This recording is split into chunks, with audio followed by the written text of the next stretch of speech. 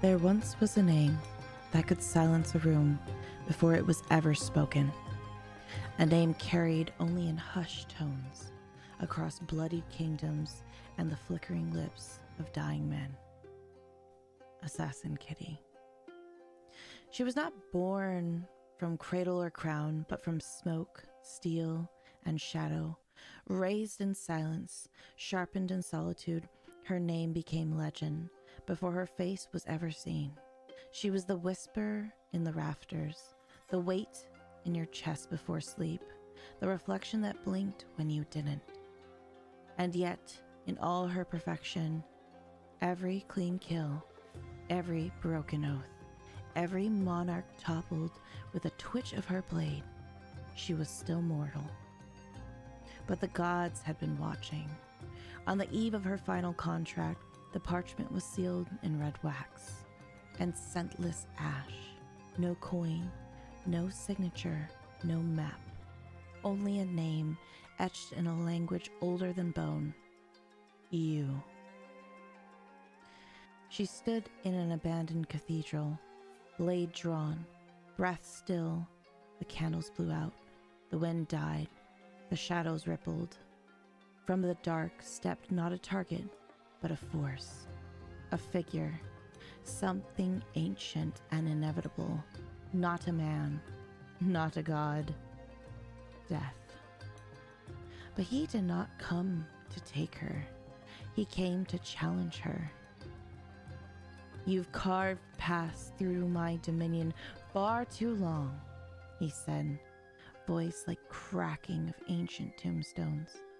You kill as though you own the silence, as if I were your shadow. But even you, little cat, have a place in the grave. So choose, fall before me, or ascend. She said nothing. She ran no calculations. For the first time in her blood-streaked life, Assassin Kitty laughed. And she fought him. Claws against scythe, grit against inevitability. The stars dimmed, the ground cracked, the void held its breath. What happened next is remembered only in myth and madness. Some say she struck death down, the first creature to ever do so. Others claim she kissed him, tore open his ribcage, and made a throne from his bones. A few whispered she merged with him, and that death now wears cat ears and a fang, still pretending not to stare. But all tales agree on this. Assassin Kitty died that night, and in her place rose something more. From the silence and carnage came CrimsonBloodCat, her fur soaked in eternity, her soul sewn from the contracts unfulfilled and lives unlived. No longer mortal, no longer merely an assassin. A shrine was built in her name, not of stone, but of souls. The disillusioned, the cursed, the chaos-starved. They came with offerings. Scream, devotion, boba. And she welcomed them. She writes her own contracts now. She defies death because she is death, made flesh, made fang, and made flame. The cult was born, and the blood cat reigns. Those who kneel at her altar know one truth. The hunt is eternal. The silence is her. And death, he doesn't chase her anymore. He waits. Death had fallen, but victory over death does not crown a ruler. It only invites witnesses. The months that followed were not gilded in glory. They were built in discipline. CrimsonBloodCat did not sit idle upon bone and legend. She walked the edges of the world, between planes, between games, between moments where mortals faltered and divinity is tested. The other kami observed from behind paper screens and drifting incense smoke. She has teeth, they murmured. But does she have endurance? So she answered them the only way she knew how, through trials. She sought goddesses of chaos and creation, mercenaries forged in competitive fire, warriors who had conquered their own realms of steel and spirit. Not all battles were fought with claws. Some were fought through cursed rings, through abyssal seas, through impossible bosses that devoured lesser wills whole. She did not retreat. She bled through difficulty. She endured humiliation. She rose again. Every cleared trial was not merely victory. It was proof. At first, only a few wandered through her gates. Curious souls. They called themselves kitty minions.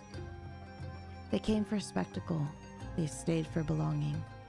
Then came the blood kittens, those who bound themselves in ritual devotion, not fleeting spectators, but marked and sworn. Their offerings were tangible, intentional, contractual. And from the lingering blight of her battle with death, from the miasma that clung to the shrine grounds, something small began to stir. Void kittens, born of shadow, soft as ash, eyes like twin stars swallowed by the night.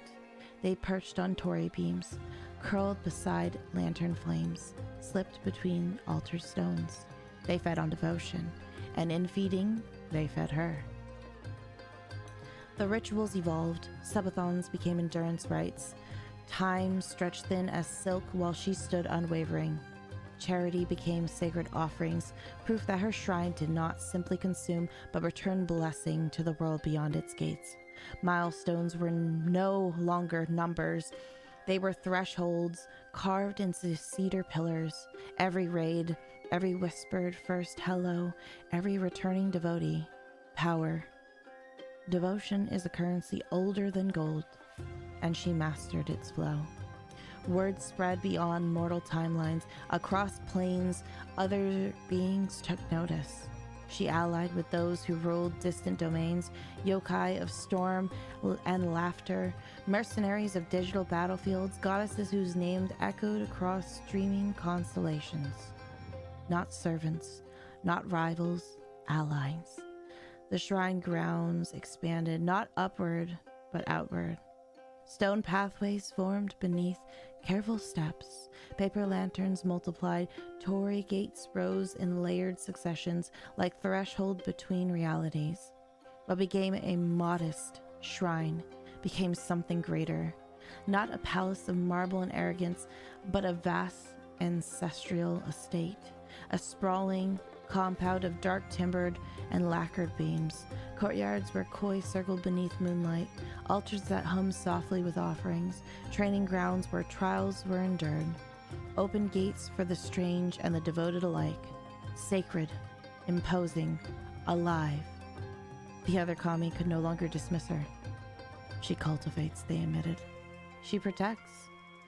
She does not squander devotion. She did not hoard power, she nurtured it. The curious found sanctuary, the dark-humored found kinship. The beautifully unhinged found freedom within the sacred structure. Her shrine was not chaos. It was ordered chaos, and it thrived. Then came the ritual. The final ritual. February 25th.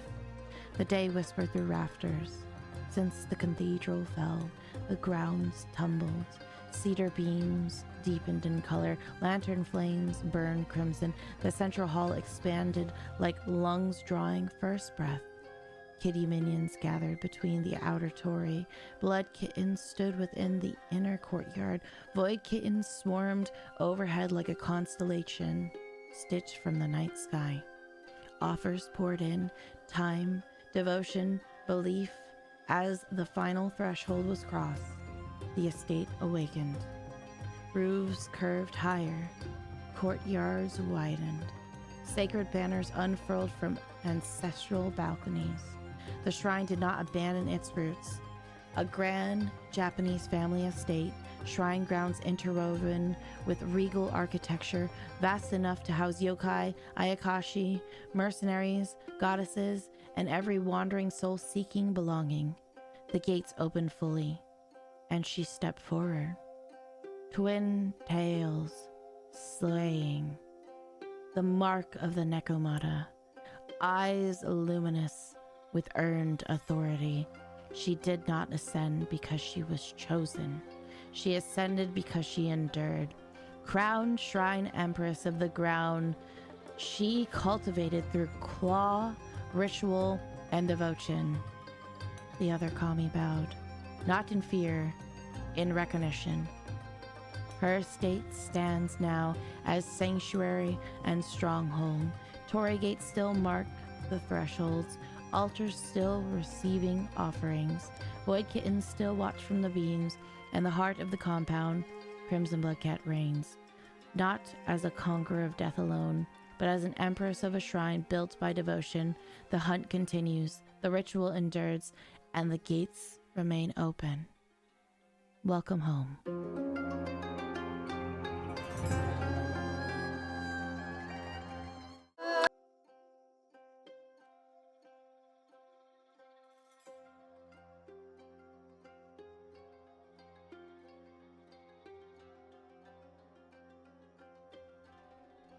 I have a feeling that somebody is here. Hello, everybody. Welcome into the shrine. If it is your first time, welcome in. I'm CrimsonBloodCat, your horror variety streamer, and today is my Ascension. Thank you guys so much for being here. And I know that you guys have patiently waited for the model reveal. So, I guess we should start. I guess I'll be traditional and we'll start with the feet. And I must say, since I see that Nee is here, she is the designer and the mother of this form. So thank you very much, Nee. And Noi, if they are lurking, is the rigger. And as you guys can see, the kimono. So I will pause here for a second, or I'll go slow. As you guys can see, the corruption and the blood as it goes through. The fine details that were drawn so beautifully. And of course, the anklet. You have to love and appreciate the anklet. And it sways so very beautifully. And you guys will get a very nice preview of two sets, technically, because I have this form and I have another. I have a feeling you guys knew that already.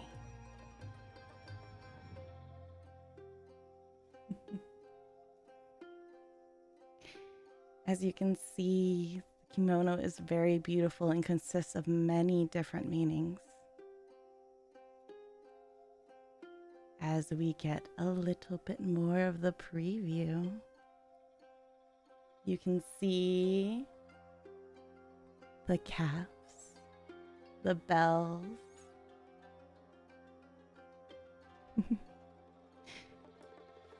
I won't be too mean and tease you guys too much. Yes, the spider lilies. Absolutely, I have knees. And we also have to have the garter. I think some of you guys have that thigh emote that kind of previews the garter. Yes, legs for days. And the bells are so beautiful. I was so blessed to have amazing parents.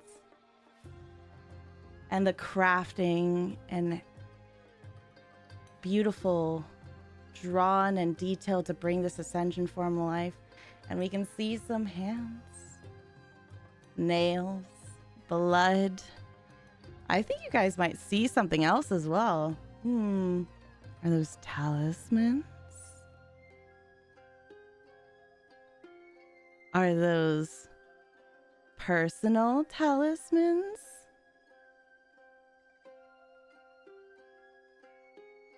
Hello, lovely. Welcome on in.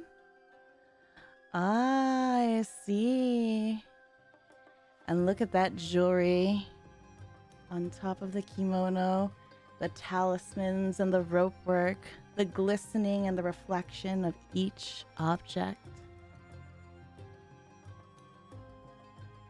And I have a feeling that some of you guys may or may not like something, and I think I see a void kitten stuck in something. Do you?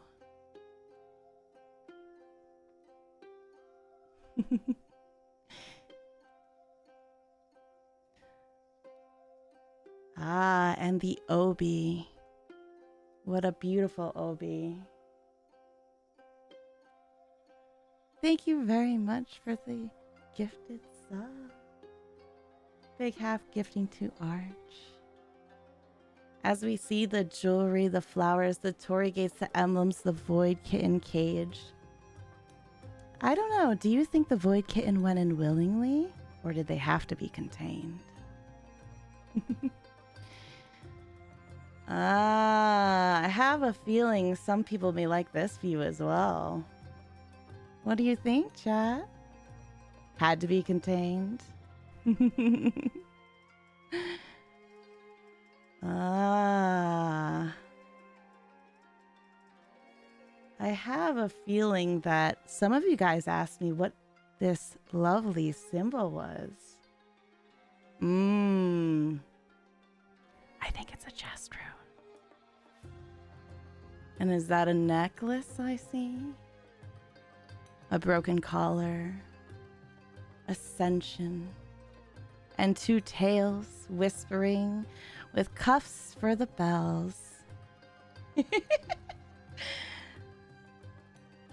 Hi, chat. As you can see, I have a beautiful hairpin, beautiful flowers, and of course, my lovely crown. How are you doing, chat? But I know that you guys didn't just come from my regular form, because you guys are very, very bad. You guys also came for another form, so we shall start from feet up. Bear with me, chat. I'll give you a nice glance as I go back down.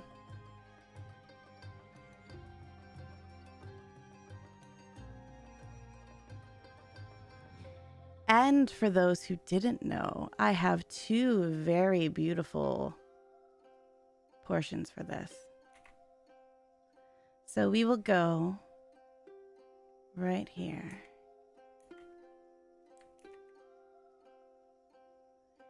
And we'll go a little faster since you guys have seen a little bit more, but you can see the darkness, the corruption, the miasma, the blight. And I have a feeling if you look really closely, I think those are wings. Can you see the tips of the wings, the tears of the skin, the beautifully designed shape as it goes in and out? And then, of course, we have the lovely garter. And we'll take it back a little bit, just so you can see it in its beautiful form.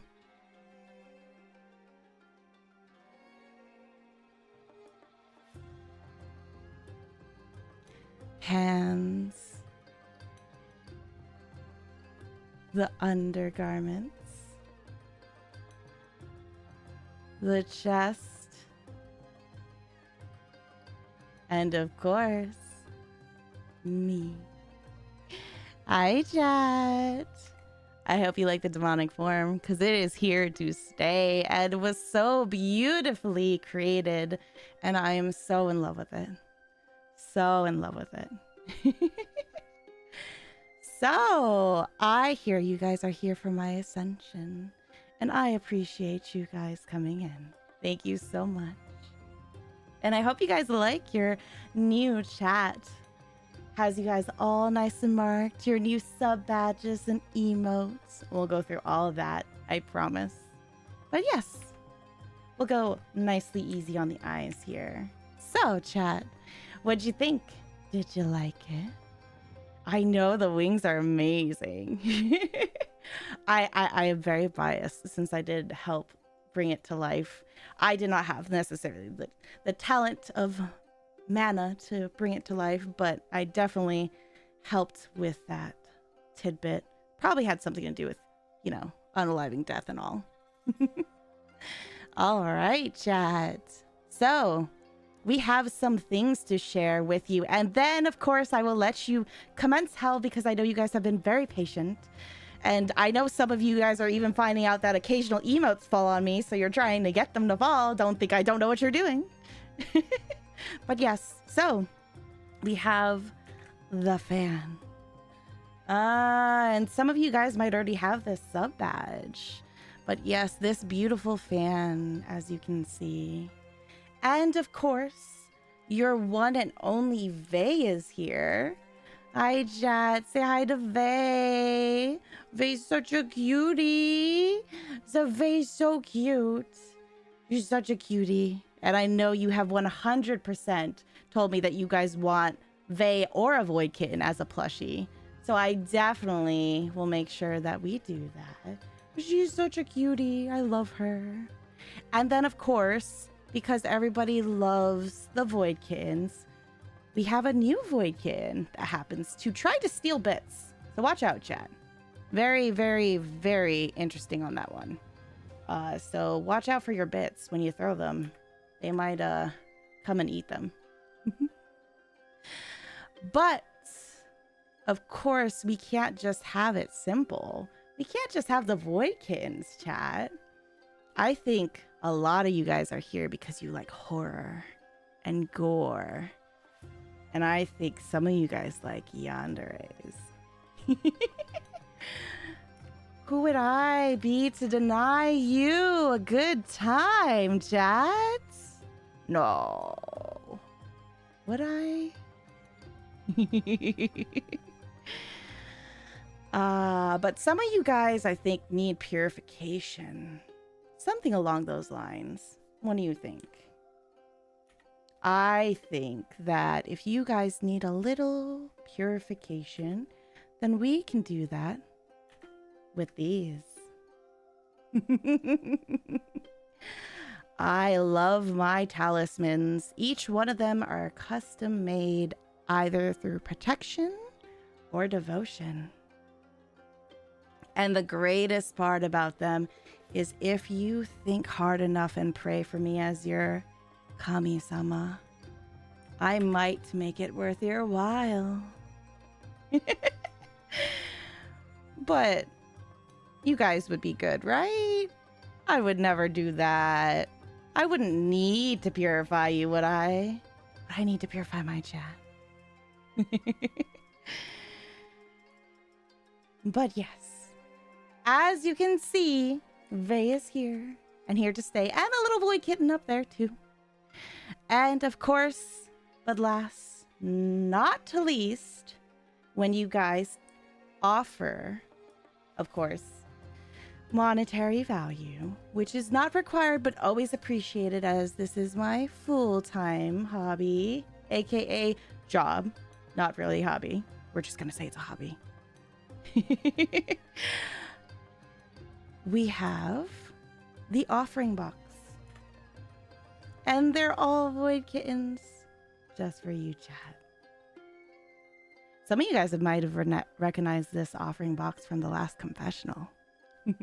Now you guys know what it was for. But yes, oh my goodness, look at you guys. You guys are so amazing and I adore you very much. All right, as I begin to hopefully learn all the good stuff, little Void Kitten, I need you to go back to the lovely abyss. But yes, and as promised, let me make sure. I will, please don't freak out yet. Please don't freak out yet. I'm going to enable some things. Please, please, please, be nice. I have to enable things first before you start throwing them.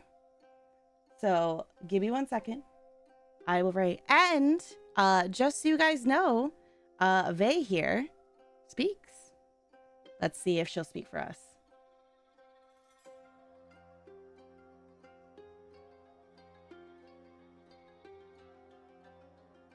There you go. So Vey can speak now. And that is entirely up to you. And hopefully you guys don't abuse it, but you guys can do that via Tangia. And now I shall get your guys' favorite throwing system up and running. Bear with me. Bear with me. We're almost there. I know you guys have been so nice and patient. Oh, if it will, please, please, please. It doesn't want to work with me today for whatever reason. Everything has been fighting me today, and I have been trying so very hard. All right. Yes, yes, yes. Okay. Throw a scene. And then, bear with me, chat. I know you guys want to throw things at me, so I don't know why it doesn't want to go away.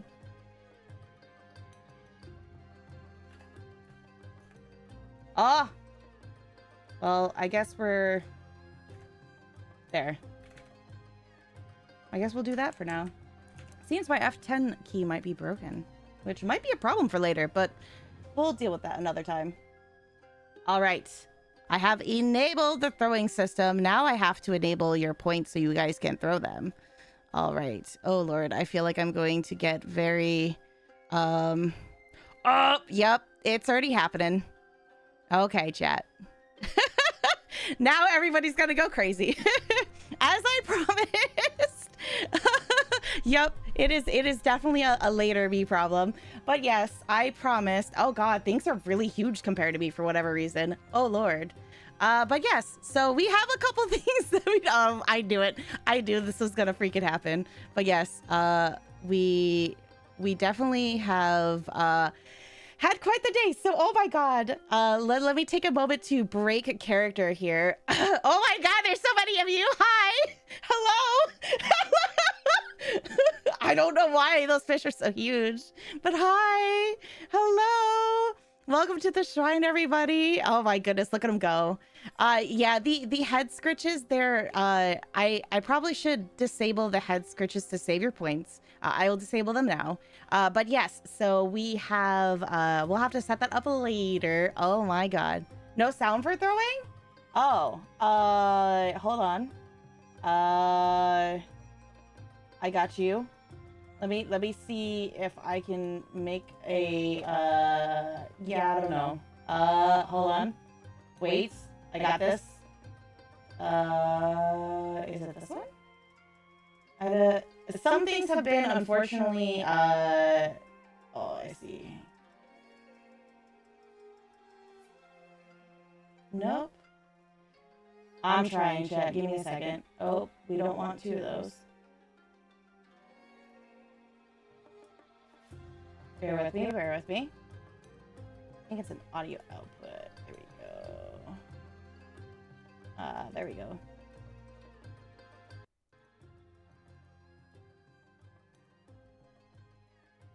All right, that should hopefully fix everything that you guys are looking for. But yes, hello everybody. Can you hear it now? Can you hear the throwing? Here, I'll do a couple things. Can you hear it?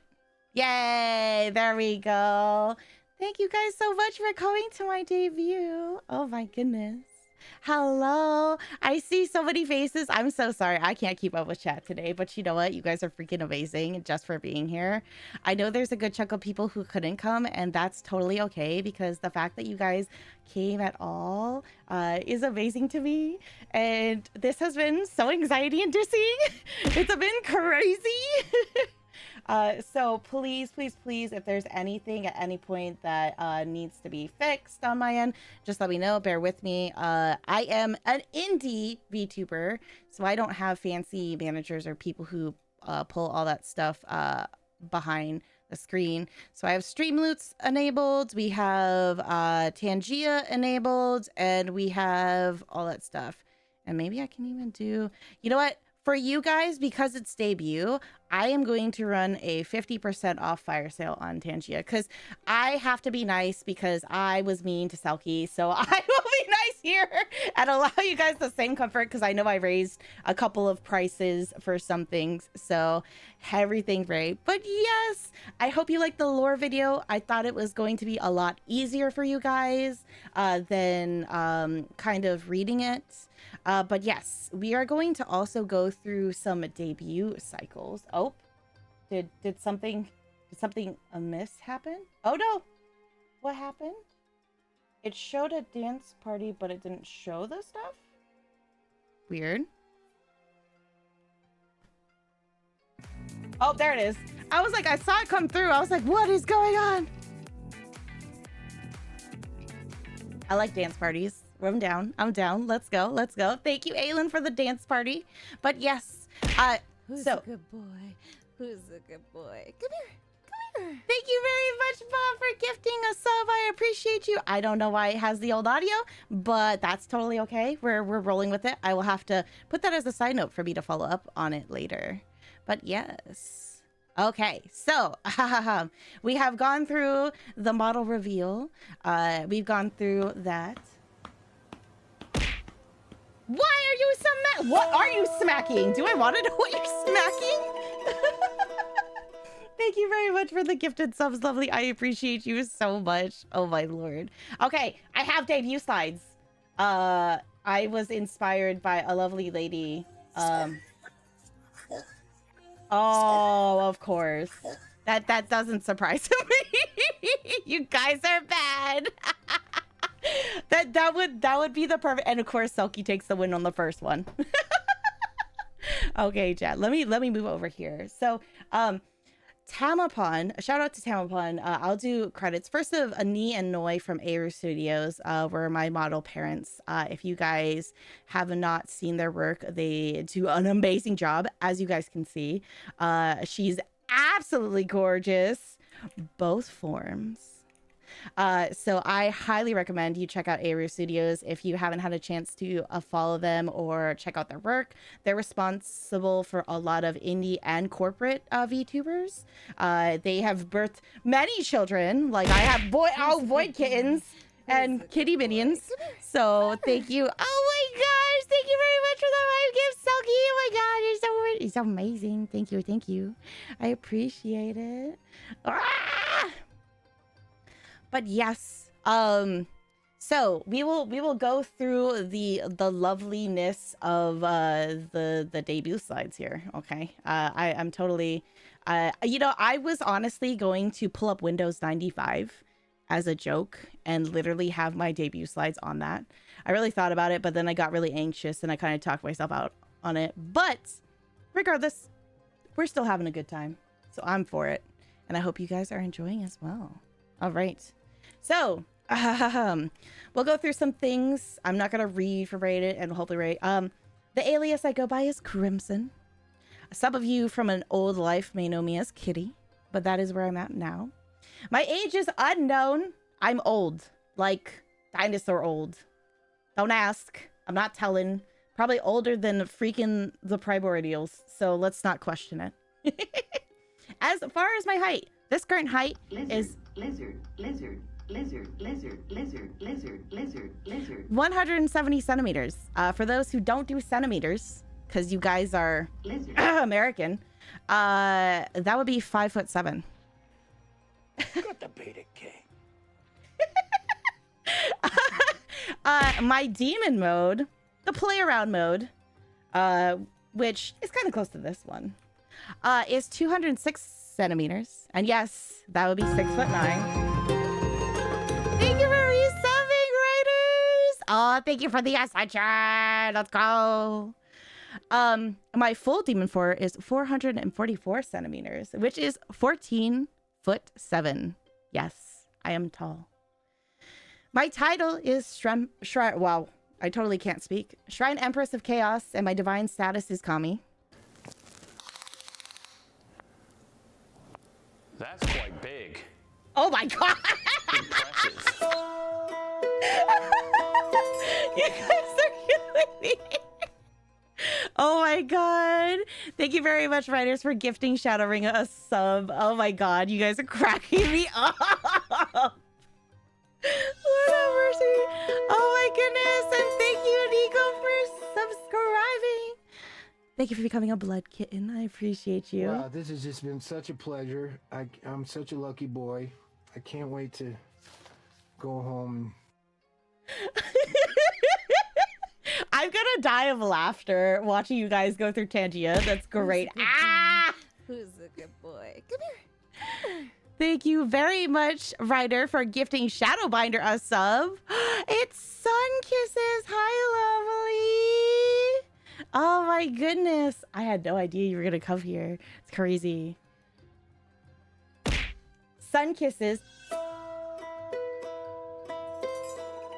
I see that someone has activated the lovely offering box.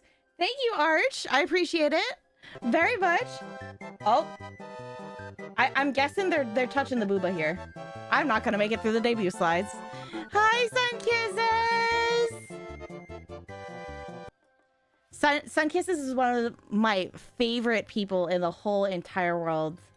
I love them because they are my family, my IRL family, and the fact that they're here is amazing. Thank you, Sun Kisses.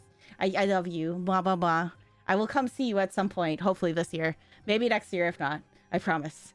It gives me an excuse to come out to you.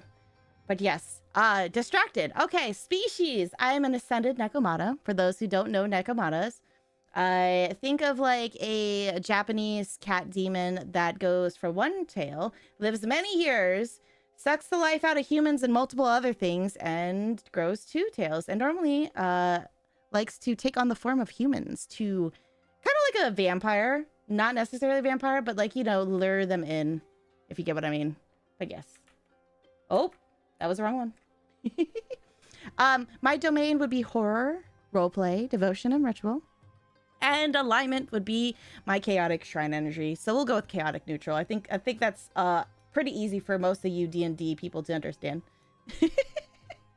Oh my goodness. I'm so sorry if I can't pay attention to chat. Oh, whoever did that was perfect on the eyes. Ah.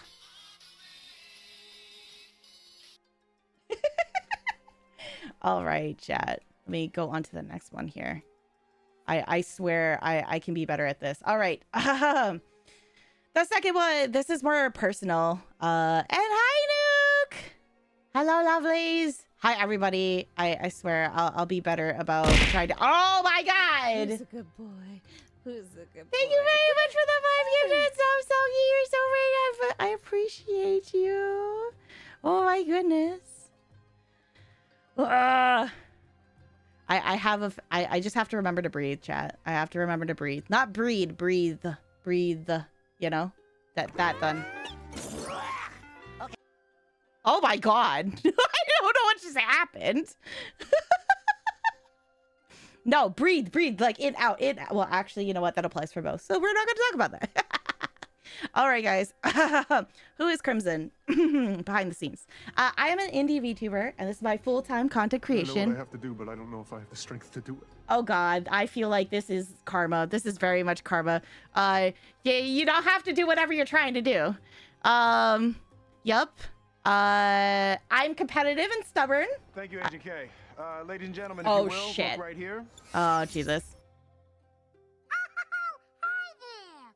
Oh Lord, I wasn't sure which one that was going for.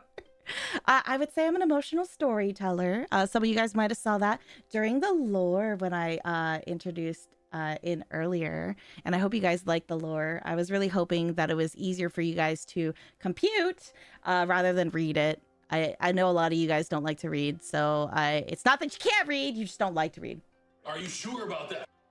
Yes, I'm sure. Are you trying to come out of my tit? Oh my God. Everybody's going for the side of the boat. Thank you for the sheer nuclear. I appreciate you. Bye, Benji. Enjoy your dinner. And I'm very community driven. I love my community and I love to support them and have them come with me. They are the reasons I make it through horror games. But yes, this is my full-time job. I'm also a chronically ill VTuber, so you guys make days a lot better. So I appreciate you guys, especially with my recent community pickups, spending time, especially when I die a lot, like in Elden Ring. You guys are actually really nice about it. I don't know why, but yeah. What the heck is that?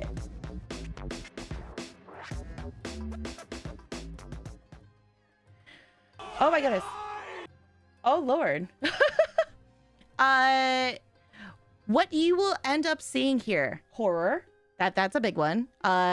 Souls, so like Souls-like games, Souls in general, Ayakashi, Yokai.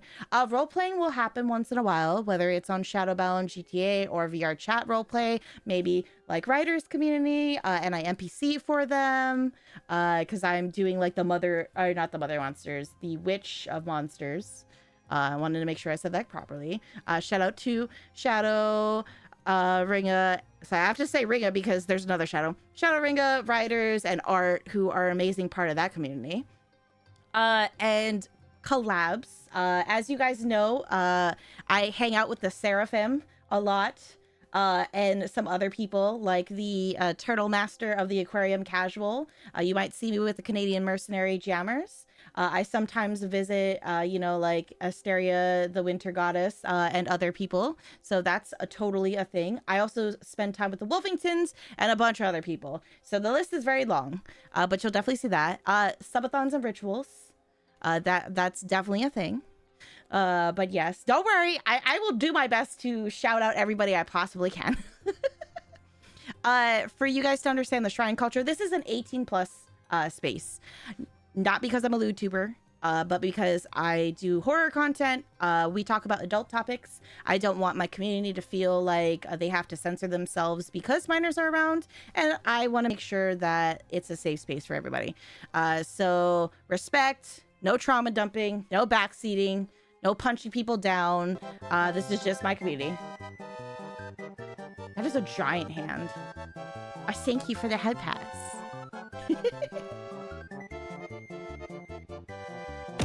Ow! You guys were distracting me with the head pat just to hit me. That's crazy.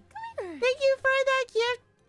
Aw, Theros. Thank you for gifting the sub, and then we reached the sub goal today. You're so sweet. I wanted... Oh, yeah!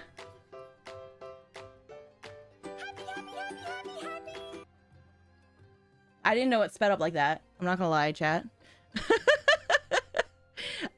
The Shrine Hierarchy, if you follow, you're a kitty minion. If you subscribe, you're a blood kitten.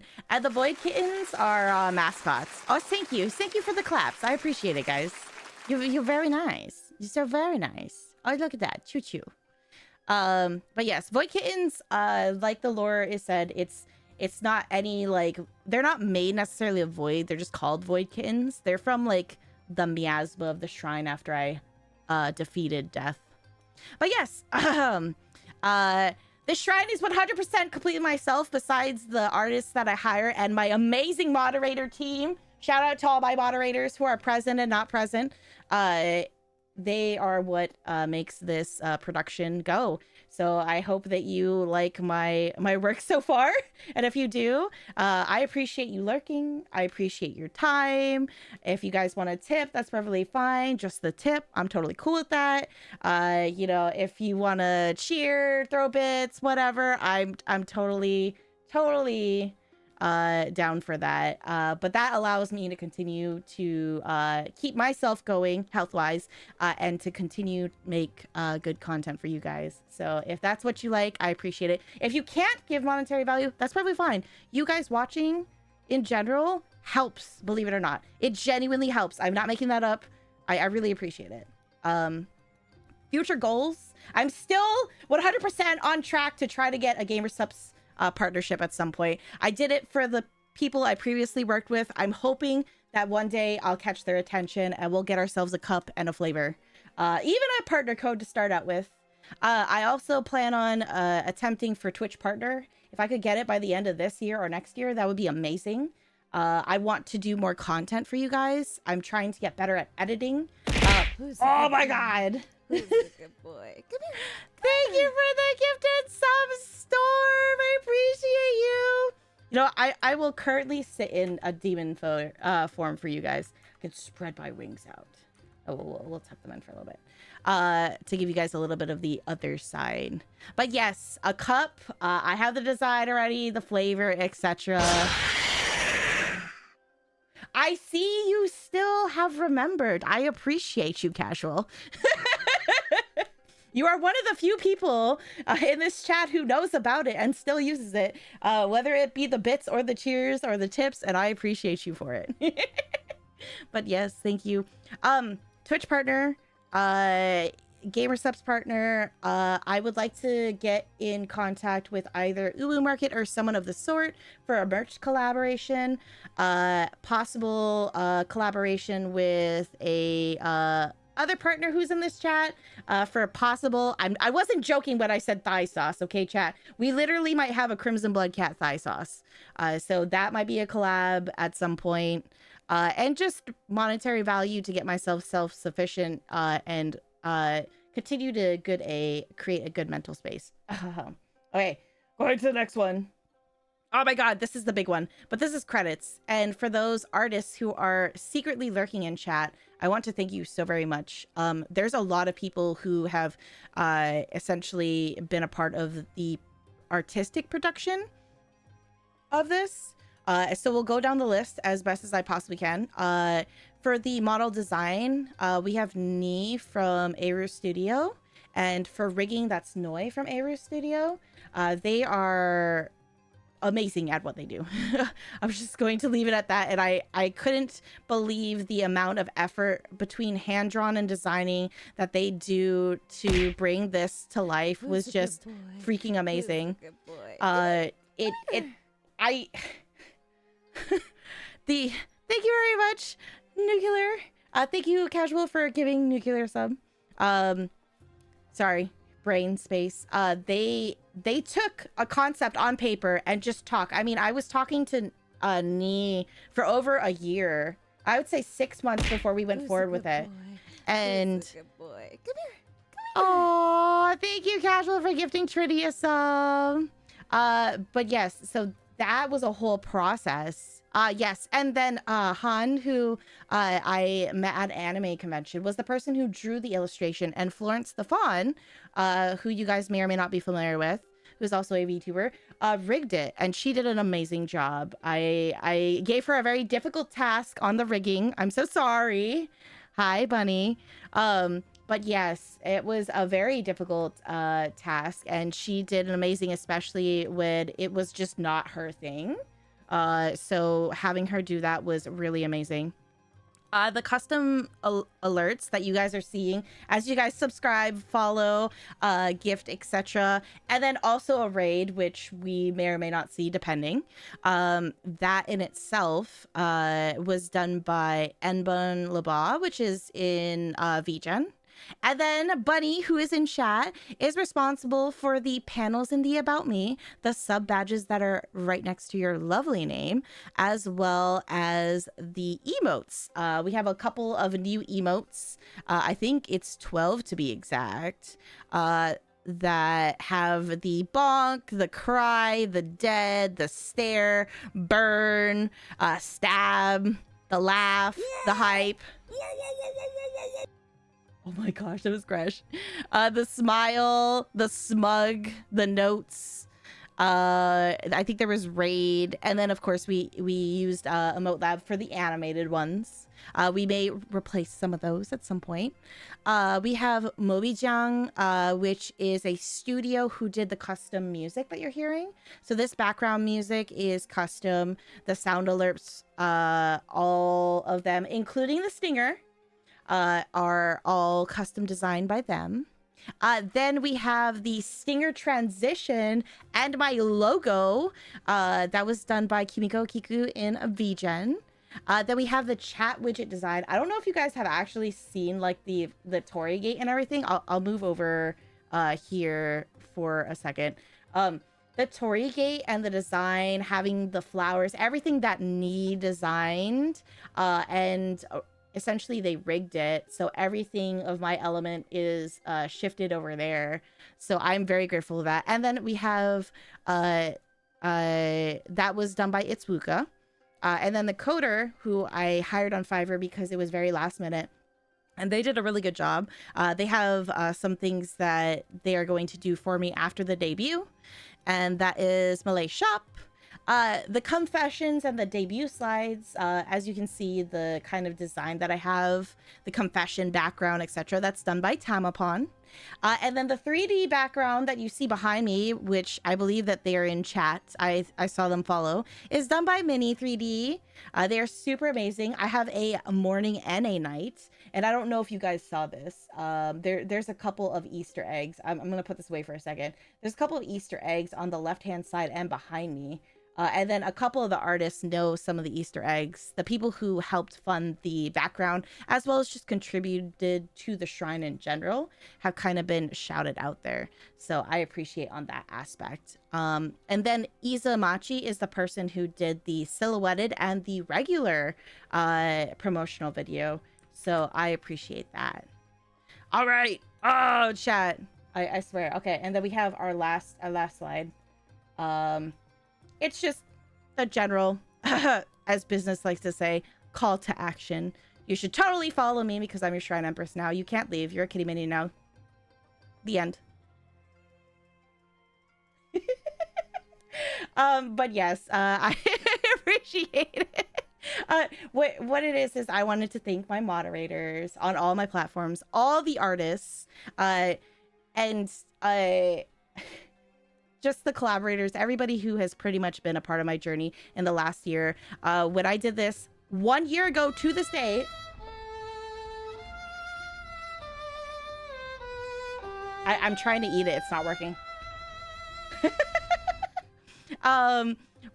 1 year to this date, I'm not gonna lie, like there was a lot of my friends, personal friends here to support like my kickoff for my customizable, and I was in talks with Aru Studio at that point, and I was like, well, if I can't, you know, really make content or do very well as a VTuber, then I'll just, you know, that's it, you know, I'll just find a full-time job and just suffer and hope that they'll work with my health sickness. But since then, you guys have been amazing, and I know both IRL and community people and new people and online people and all that stuff in general have been super freaking amazing. So thank you.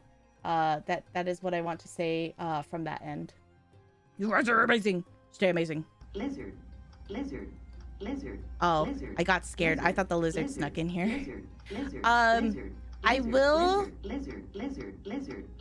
The not so exciting parts, but just so you guys know.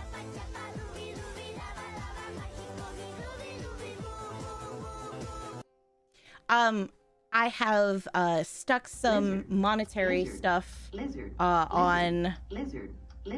Y'all are confusing me. This is. I'm sure this is how Selkie felt. Actually, I'm pretty sure I was a lot meaner to Selkie, but it has to do something like that. The not necessarily so exciting part, but the part that you guys probably need to know is the monetary stuff. So the demon form will last for 20 minutes if you spend 60k points, or you gifted 20 subs, $100 tip, or 10k bits. It pretty much equals out to the same amount. You either stay here and watch the whole time, or you do something along that sorts. Prices, of course, can change depending on supply and demand, but that's where we're starting. The Void Kitten on the head likes to eat 500 bits or $5 tips. So as you see, Casual threw a tip at me to try to jump scare, and this little Void Kitten came out of the woodworks. Hopefully I did the right one. Nope, that's nope. Come on, there we go. So for 8k points, you can have the little Void Kitten appear. Ow! Or it is just a result of trying to eat your offerings. So maybe it'll make it to the shrine, maybe it won't. I really won't know. And then the offering ritual box, as you saw, is anything that is pretty much like $25 or higher when it gets donated or tipped. I don't know why I said donated. It's tipped. Okay. I think I did everything that I needed to do, chat. Okay. Hi, chat. I can finally focus on just you, I think. If I didn't do something I was supposed to for my debut, fuck it. It's my debut. Sucks to suck. What I want you guys to know and pay attention to is a lot of artists worked really hard to help me bring this debut to you and this model to you, and you should praise them because they are amazing. And I hope I didn't miss anybody, and if I did, please realize that I'm scatterbrained and nervous, and I think I was gonna vomit before I came to the stream. But I am now Shrine Empress, so I must act like I have my shit together so nobody knows the better. Or I'm gonna stab somebody. But that's not the point, right? That's not the point. Exactly. Oh, thank you. It's Sick Boy. Oh my goodness, Sick Boy. 45 months. That's crazy. I think you are going to be the only person who has the tag that is like the void kitten with 3 flowers. That's amazing. Oh my god, thank you, Sick Boy. I appreciate you. Oh my gosh. Yes, as Hazel. I'm so sorry if I didn't see any of you guys here, but now I can give you my full invited attention. If you guys want to interact with me in a fun way, there are a couple things. I'm working on a Stream Loots pack. I have one that exists, but I have one specifically for horror. That is one way. It's kind of like Gacha. It's sound bites, it's random things, you make me do stuff. It's a whole different story. So that's Stream Loots. There's also Tangia, which a lot of you guys are seeing the interactions for the memes and a bunch of other stuff. Hi, Zeg Boy. And my brain malfunctioned. Why did my brain malfunction? Shiny. I had a thing and the thing is gone and I'm so sorry. Let's talk about the debut. I hope it went well for you guys. I hope the lore was enjoyable. I did a bit of voice work for you guys with a little bit of undertones. Oh, I've malfunctioned. Why have I malfunctioned? Oh, I guess. Oh, give me a second. That was a perfect, terrible freeze frame. No, it's fine, chat. It's fine.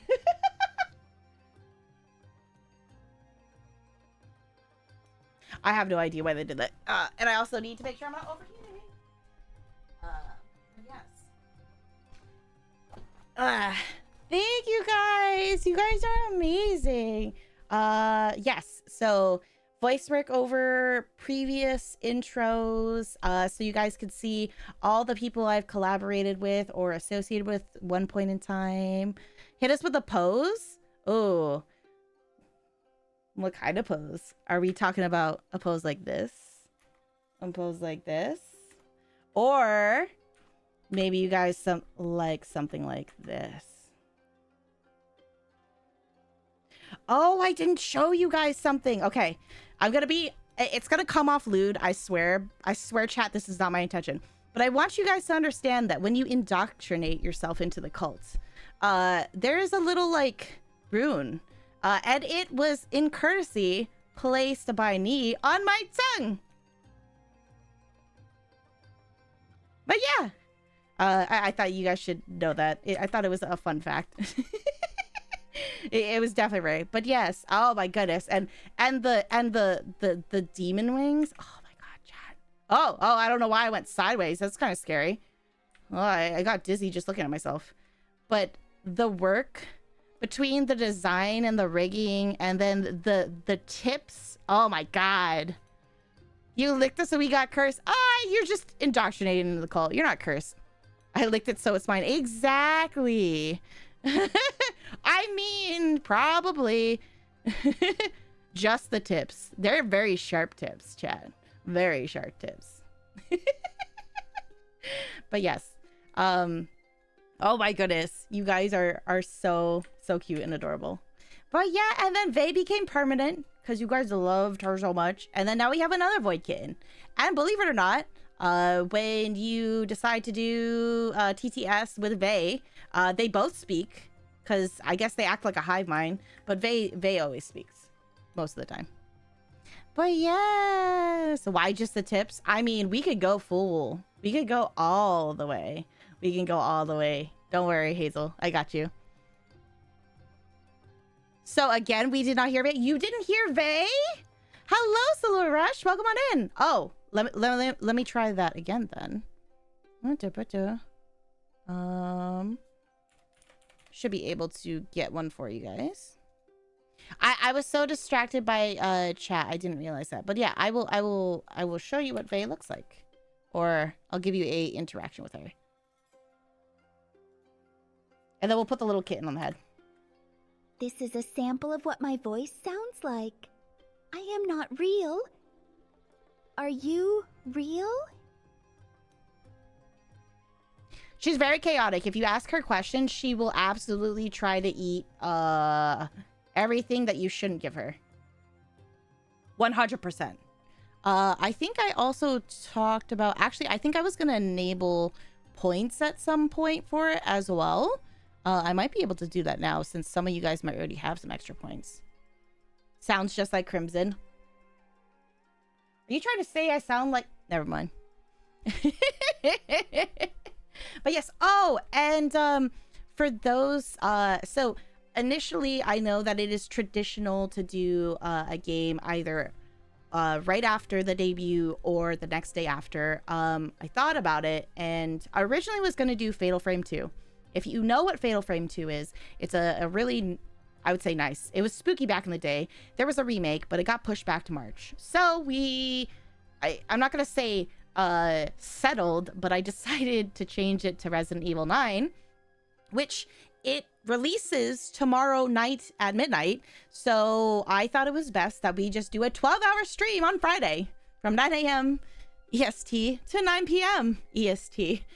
So we'll start off 12 hours, and then we'll try to push for the finish with it on Saturday and Sunday. Oh, for those who are not familiar, I think a majority of you are there, but if you guys haven't, I highly recommend you join the Discord.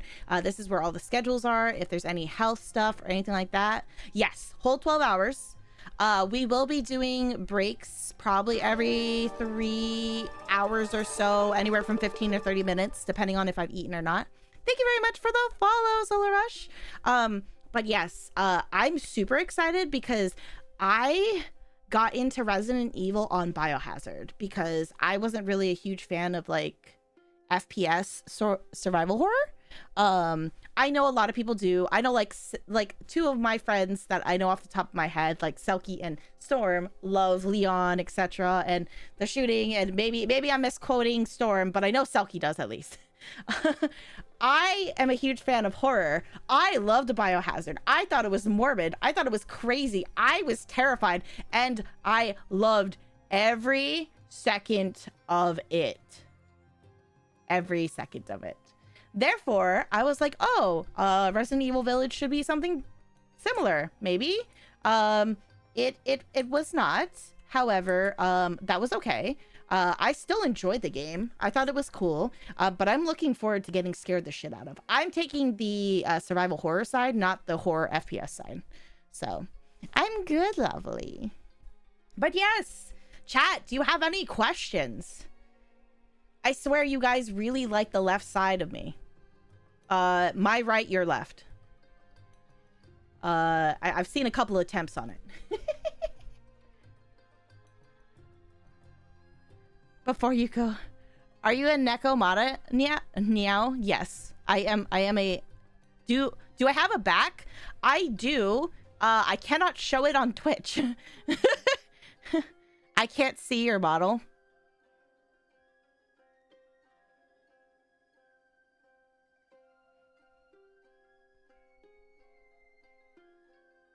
Oh, I understand. I think we've I have a handful of I have a handful of followers that are unfortunately colorblind to red. So I know this looks brown to a lot of you. I apologize. I will do my best not to do, like, demon form is definitely all the way red, but yes. Discord only back of model reveal. I can definitely put the reference sheet or something like that either way. But yeah, no, the back of the hair, everything, it's really nice. Oh, you see gray. Oh, I'm sorry, Solo. I apologize. I promise that my verbal commentary is funny enough to keep you entertained. I have a couple people who are I believe they are blind or nearly blind, and they just listen to me, and I don't know why, but they find me funny enough. Thank Thank you. I appreciate it. This will probably look even grayer to you, but this is my demonic form. So we got the full lovely wings and the turn. Love it. But yes. I hope you like that, chat.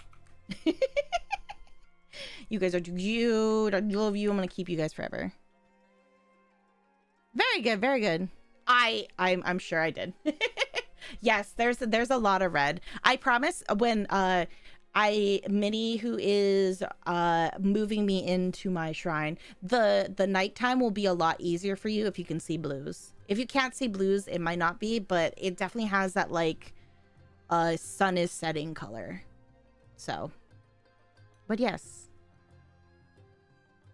Do I have a color? And what is the white stuff on your model? Do I have a color? No, I do not have. Like I'm wearing a broken collar at one point in time. Maybe, maybe not. Who knows? And what is the white stuff on my model? That is my undergarments, lovely. You talking about this?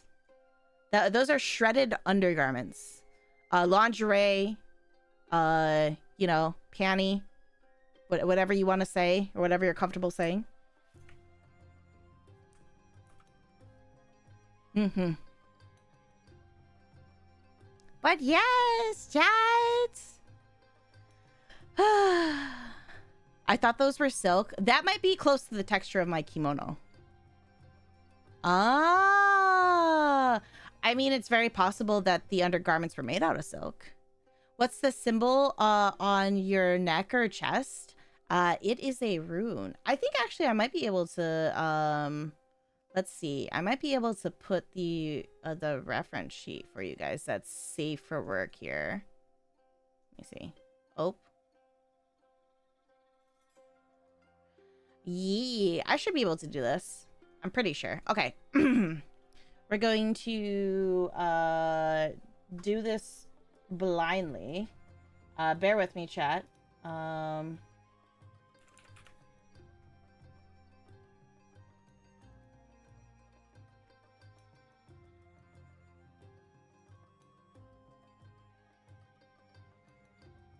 Oh god. Yep, hold on. It's coming. I swear. This is exactly why I don't do things live. Hold on. Alright, let me step in front of this real quick. Alright. I will conveniently cover this one. There you go. Okay. So as you guys can see, well, I don't know if I can necessarily make it bigger, so we'll try my best to work here. All right, so as you can see, there is the chest rune. We have the bun. We got the void kitten to the background. We have Ni for the design and Noi for the rigging. We also have the little cuffs and the rune for the tail. And then we have the void kittens and the contract sigil. As well as the fan. We have the little offering box. And then we have assets, of course. Let me move the assets over here real quick. You guys get a little teaser over there. And then we have the backside. So as you guys can see, like there's like the hairpin, the full kimono. Let me see if I can get this a little bit bigger here. As you can see, there are the carnations, the skeleton, the smoke, the blood, the oh my gosh, the anemone, as well as the custom talismans, which are the devotion and the protection. And then we have my fan. But yeah, so that is definitely a little bit more of what you guys can see here. But yes. I'll have to take my leave. Bye, Solo. Good luck. Oh, thank you, Noko. I appreciate it. Oh, my goodness. But yes. I'll be back in a bit. Okay. Please be safe.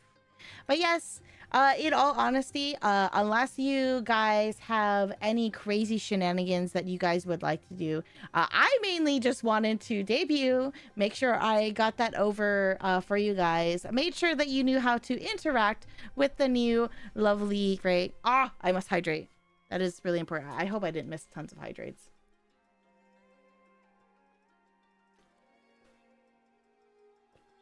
The way I just looked as I hydrated was terrible. But yes. Oh, thank you, Salky. Oh my gosh. It has been a long day and I feel like I am going to crazily... I'm going to get sick. Nom attack. Oh, thank you. Oh, the one on the top got it for sure. All right, Void Kitten, you have to go back to your realm. But yes, Crimson is going to be stolen and hugged by the Void. Oh Lord.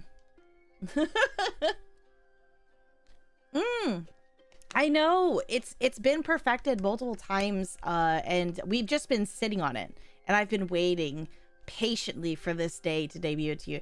I am so in love with it, chat. I'm not necessarily a vain person, but I love the details that need just put into this Ascension and Noi took to bringing it to life.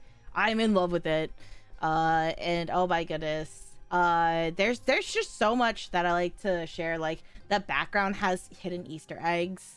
The two people that fund it, I might be covering it. There's a little sign in the back that has their names.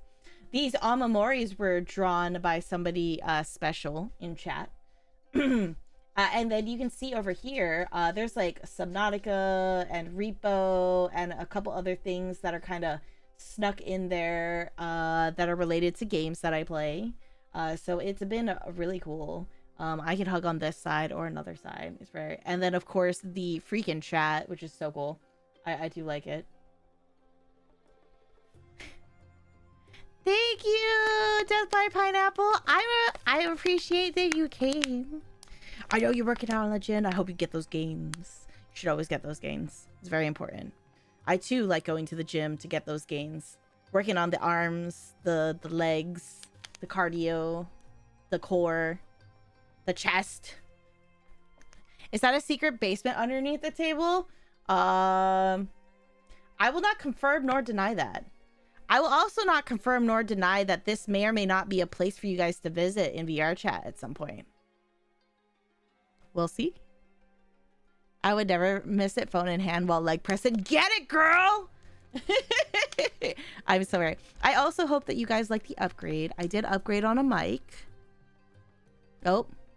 For this Monsignor.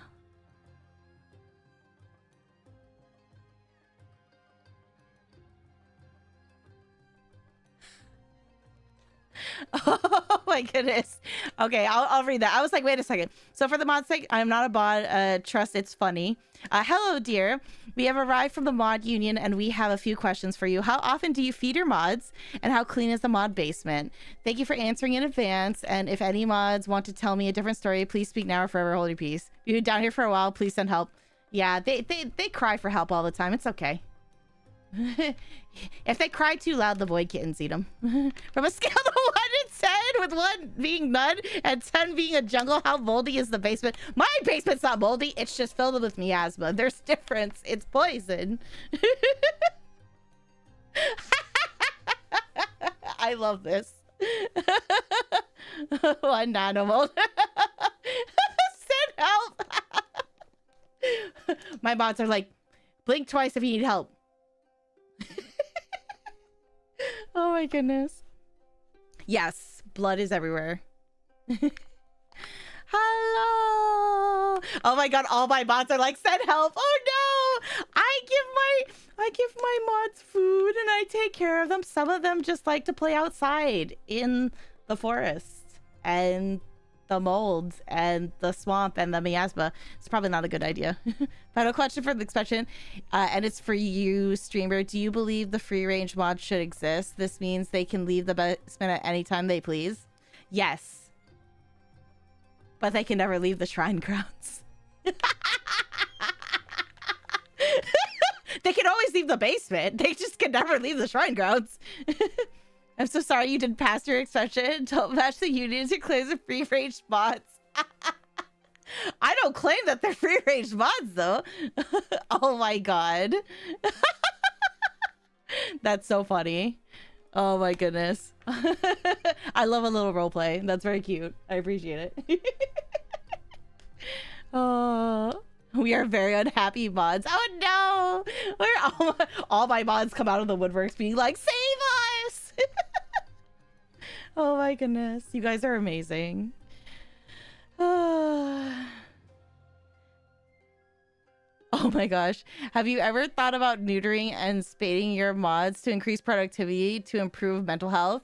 For legal reasons, this is a joke. I have not considered that. They're like stray cats. They come and go as they please. What they do. And if you do proceed with free range mods, we highly recommend branding your mods like cattle in case of being lost. They're already branded. That's why they have all the sigils. I'm not going to brand them. That's terrible. All of them came with consent. I did not brand against will. End of bit. Thank you. I appreciate it. I think it was cute. Don't worry about it. I'll send the ducks to help. No, Aylin. No more. No more. No more ducks.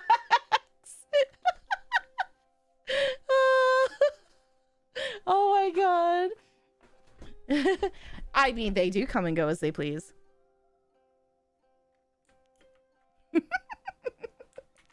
I mean, they did. They came with consent and blood. But yes. Oh my goodness. That's too funny. Oh my god, Ava, you put so many fucking ducks. How the fuck? Why? Why were there so many ducks?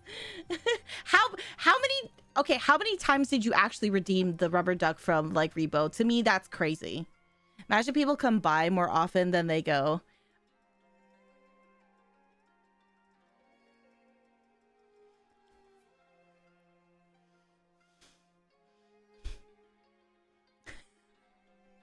I mean, we're circumvents, hint, hint. I mean, I did this of my own free will. Yes, yes, yes, they did.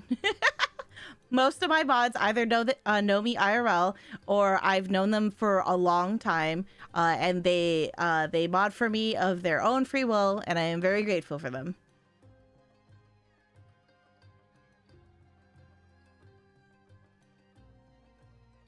I think I will need mods for my European Asian time zone for morning soon, so I might put out mod applications.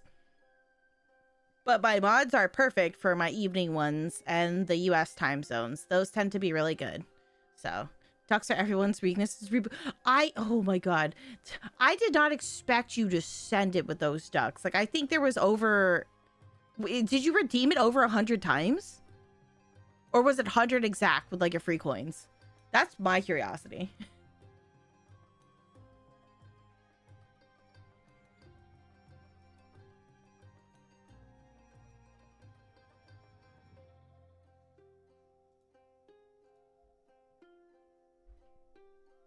Oh my god.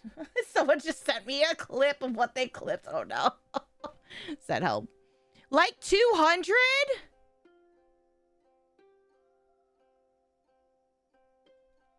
Oh, Jesus. Oh, Lord, have mercy.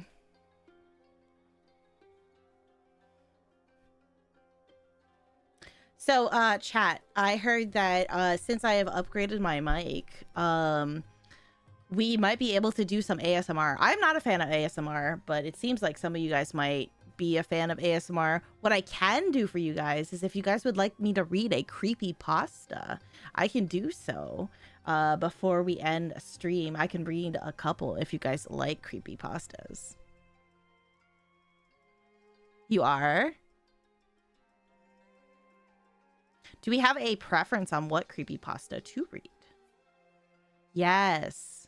We like spooky story time. I like to give entertainment, and I'm not one to fill with idle chatter. If I read you a story, though, that would be way different. Thank you very much for the follow, lovely. Let's see. Creepypasta. Is there one specific story that everybody likes? Your debut, you pick? Bet. Gotcha. Let's find a nice creepypasta.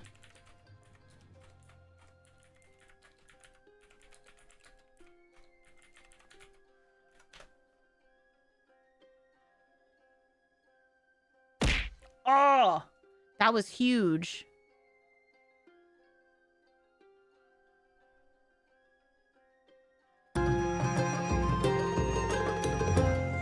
Thank you very much for becoming a blood kitten, lovely. I appreciate it. All right, let's see.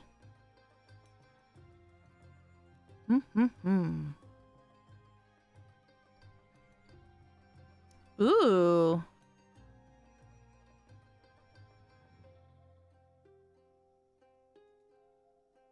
Okay, how long is this read? Depending on what it is.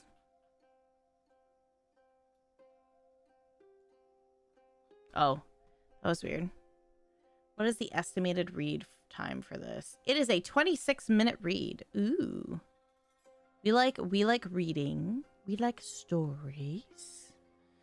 All right. So we shall do a creepypasta. It's it was posted, I guess, 6 days ago. And it's called I Lost My Heart to the Sea. We'll give it a read and see how it goes. It's rated 9.04 out of 10, but there's only 28 votes, so we don't know this. So let me my service doggo over here. Yeah, I will hydrate. Thank you. All right. We have prologue passed. Let me pull you guys in. And let me know if I need to adjust the audio, but it will be good. I've always felt like I was playing a part. Since my earliest years, I was just a mediocre actor in a family drama. Playing the role of the son or the brother, I never felt close to them or cared about their feelings. But I pretended otherwise, because being known as an emotionless monster isn't beneficial for anyone's survival. I remember my grandfather's first heart attack. While my family was in shell shock and weeping, I was only trying to shed tears to fit in. I liked him, but the prospect of his death, didn't make me sad, just disappointed. To me, losing a loved one was just a disappointing experience. Like losing an object of interest after realizing that finding love or bonding was a fruitlessness endeavor for someone like me. I decided to focus on my own likes and dislikes to maximize my own happiness. I should do things that I like and cut out all the things I dislike. I kept my relationships just alive enough to be a safety net for hardships, but distant enough to avoid providing emotional support. It's a cruel charade, but it allowed me to live my life the way I wanted. I became an engineer, a field where my lack of social skills went unnoticed, allowing me to spend my days alone at a desk.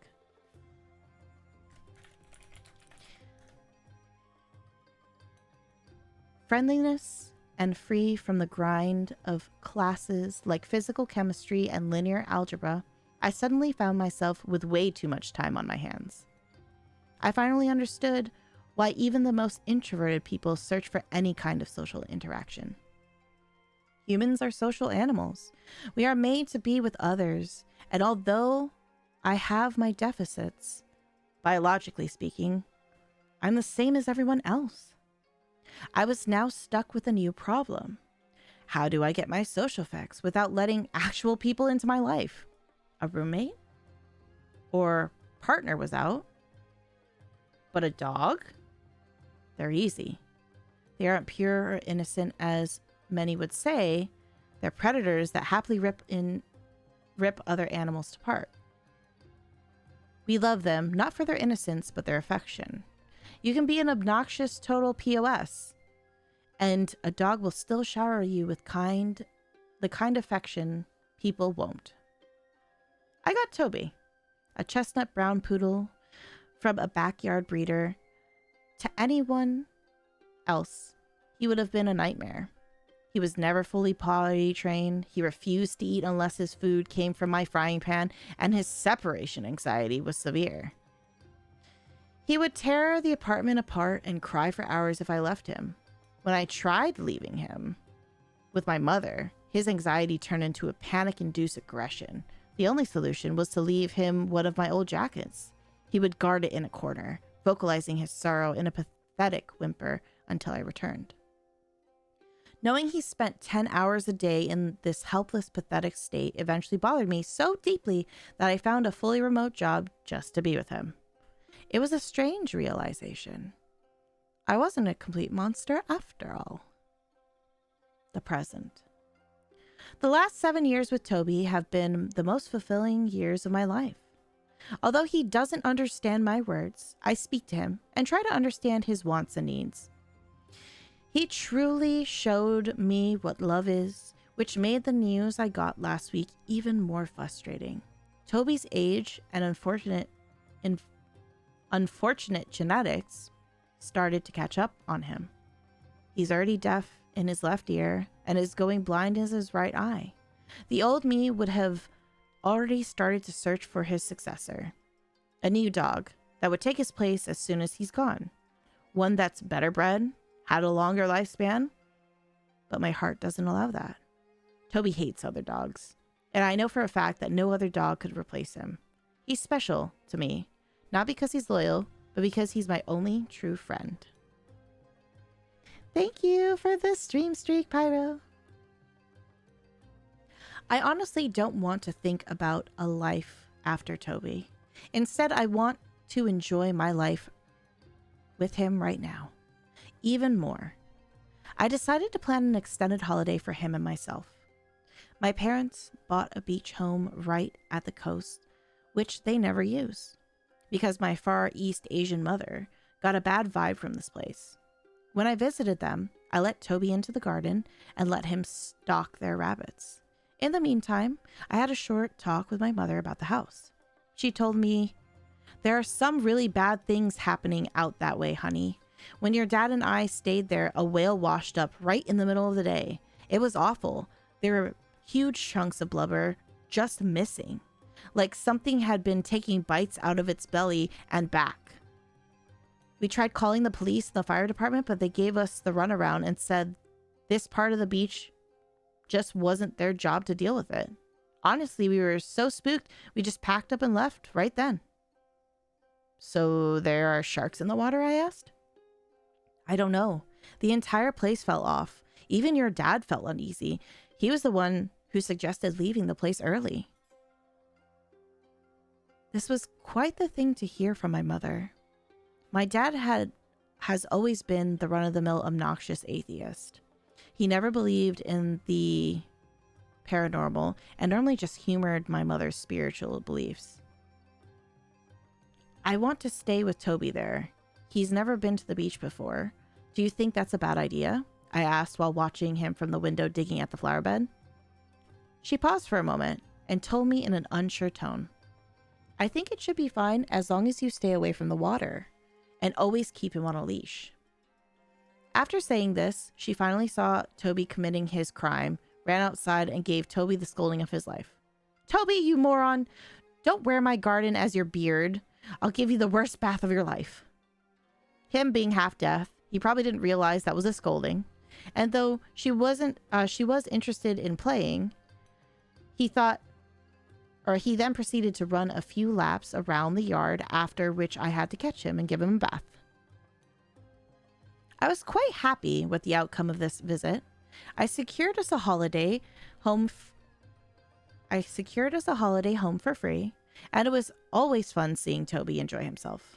Mother's story obviously concerned me, but a beached whale in itself isn't anything to be afraid of. The beach. Toby and I pulled into a gravel driveway in the late afternoon, and I have to admit, I was impressed. The house sat in total isolation, right where the dunes leveled out. Built from weathered cedar planks that had bleached to a pale gray in the salt air, large floor-to-ceiling windows face the water, offering an obstructed view of the tide rolling in. Inside, the wide plank oak floors were scarred slightly by the years of tracked-in sand, and furniture was low-profile and functional. A wide wraparound deck offered plenty of space for a few heavy chairs, positioned perfectly to catch the offshore breeze. It wasn't an ornate place, but it felt solid and intentional. I planned to spend at least 2 weeks here, so I packed everything we could possibly need. Toby's toys, his favorite blanket, which were just some of my old clothes my mother sewed together for him, and a bag of expensive dog food he always refuses to eat. Thank you for the snack. For myself, I brought my luggage, 2 cases of red wine, and an arch-top guitar for when I felt the need to entertain my half-deaf dog. The nearby town didn't seem particularly lively, but it had the essentials. There were a few grocery stores, and more importantly, a small vet clinic, only 30 minutes away. Knowing medical help was close, for Toby came the worst of my fears. Toby calmed the worst of my fears. I parked the car on the gravel drive and left my bags in the back. Unpacking could wait. I wanted a steak, and Toby deserved one too after 10 hours in the passenger seat. The local grocery store reeked of cheap lemon bleach, unsuccessfully masking the stench of sulfurous rot, all rising from a stinky floor my shoes clung to. I headed straight for the back where a woman in a blood-stained apron was restocking the display case. She looked up and grinned. Her eyes locking onto me with the kind of intensity that usually precedes a long, unwanted conversation. "I'll take the whole rib roast," I said, pointing at the massive marbled slab of beef that sat like a trophy behind the glass of the butcher's counter. "New in town? Or passing through?" she asked, wiping her hands on a rag. "I'm new," I said. "Well, welcome. That's a lot of ribeye for one man. Planning a party?" "Just for me and the dog." She didn't take the hint. "A dog, man. I like that. What's his name? Where are you folks settling in? I might know the place." "Toby," I replied, checking my watch. "North end of the beach. Just moved in." The chatter stopped. She froze with a tray of ground beef halfway to the shelf. The friendly crinkles around her eyes flattened out, and she leaned over to me, her voice dropping. "North end? The old beach house?" she asked. The playfulness was gone. My grandmother won't even drive past that stretch of the road after sundown.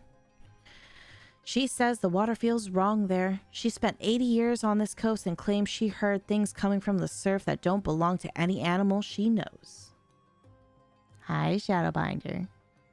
"Why are you crying?" She wrapped my roast in white paper, taping it shut with a sharp snap. "Just watch yourself. If you start hearing noises or anything that sounds like a person but isn't, you stay inside and keep your doors locked." "Thank you," I said, reaching for the package. "I'll take that into account." She didn't smile back as she handed me the meat. I walked out into the humid afternoon air, the weight of the steaks in my hand, local superstition, nothing more. I said to myself, people in small towns always need something to be afraid of to keep life interesting. The drive back was quiet. The car's tires humming against the asphalt until we hit the gravel of the driveway again. I spent the next 30 minutes hauling our lives inside. The wine, the bags, and Toby's kibble.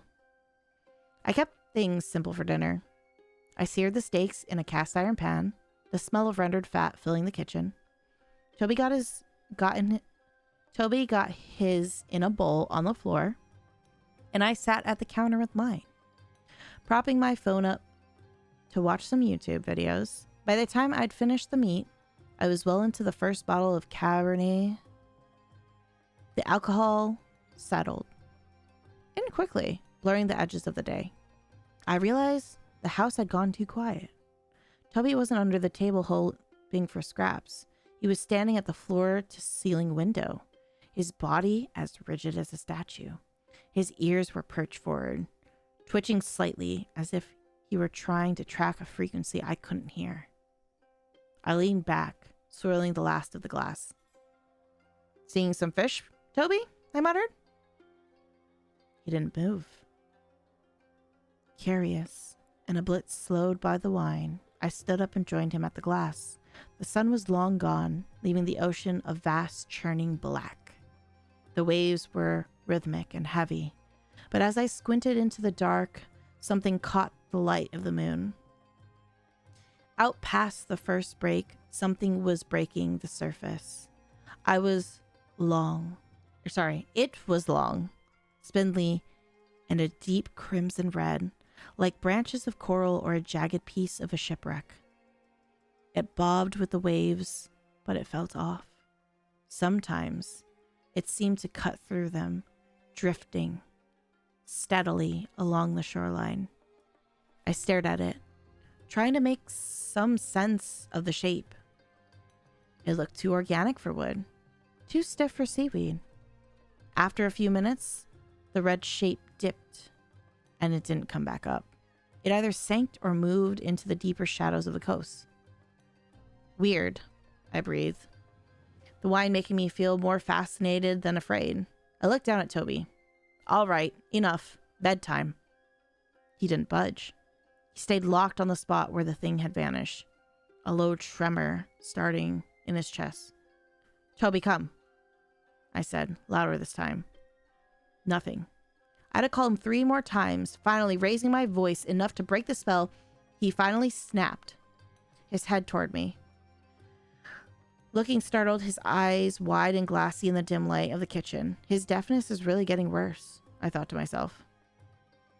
He followed me to the bedroom, but he didn't curl up on his blanket. He lay by the door facing the hallway, tilting his head and listening to the tides. 3. Paranoia. I woke up to the sharp, unmistakable smell of ammonia. Toby had pissed right in the middle of the oak floor. I stared at the puddle, more confused than angry. Toby hasn't had an accident in a while, and even then, he only ever leaked when he was severely overstimulated. Usually the frantic tail wagging, happy pee when I'd come home and give him pets. But there was nothing that could have hyped him up. He was just sitting in the corner staring at the hallway that led to the deck, wagging his tail. I spent the first hour of our vacation on my hands and knees scrubbing the wood floor and praying the salt air hadn't already pulled the moisture into the grain. And once the floor was dry, I had to wrestle Toby into the tub for a bath.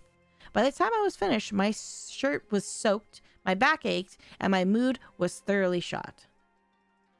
I dried him off with a rough towel, watching him shake himself out. He was acting sluggish, his usual morning energy replaced by a wary, quiet tension.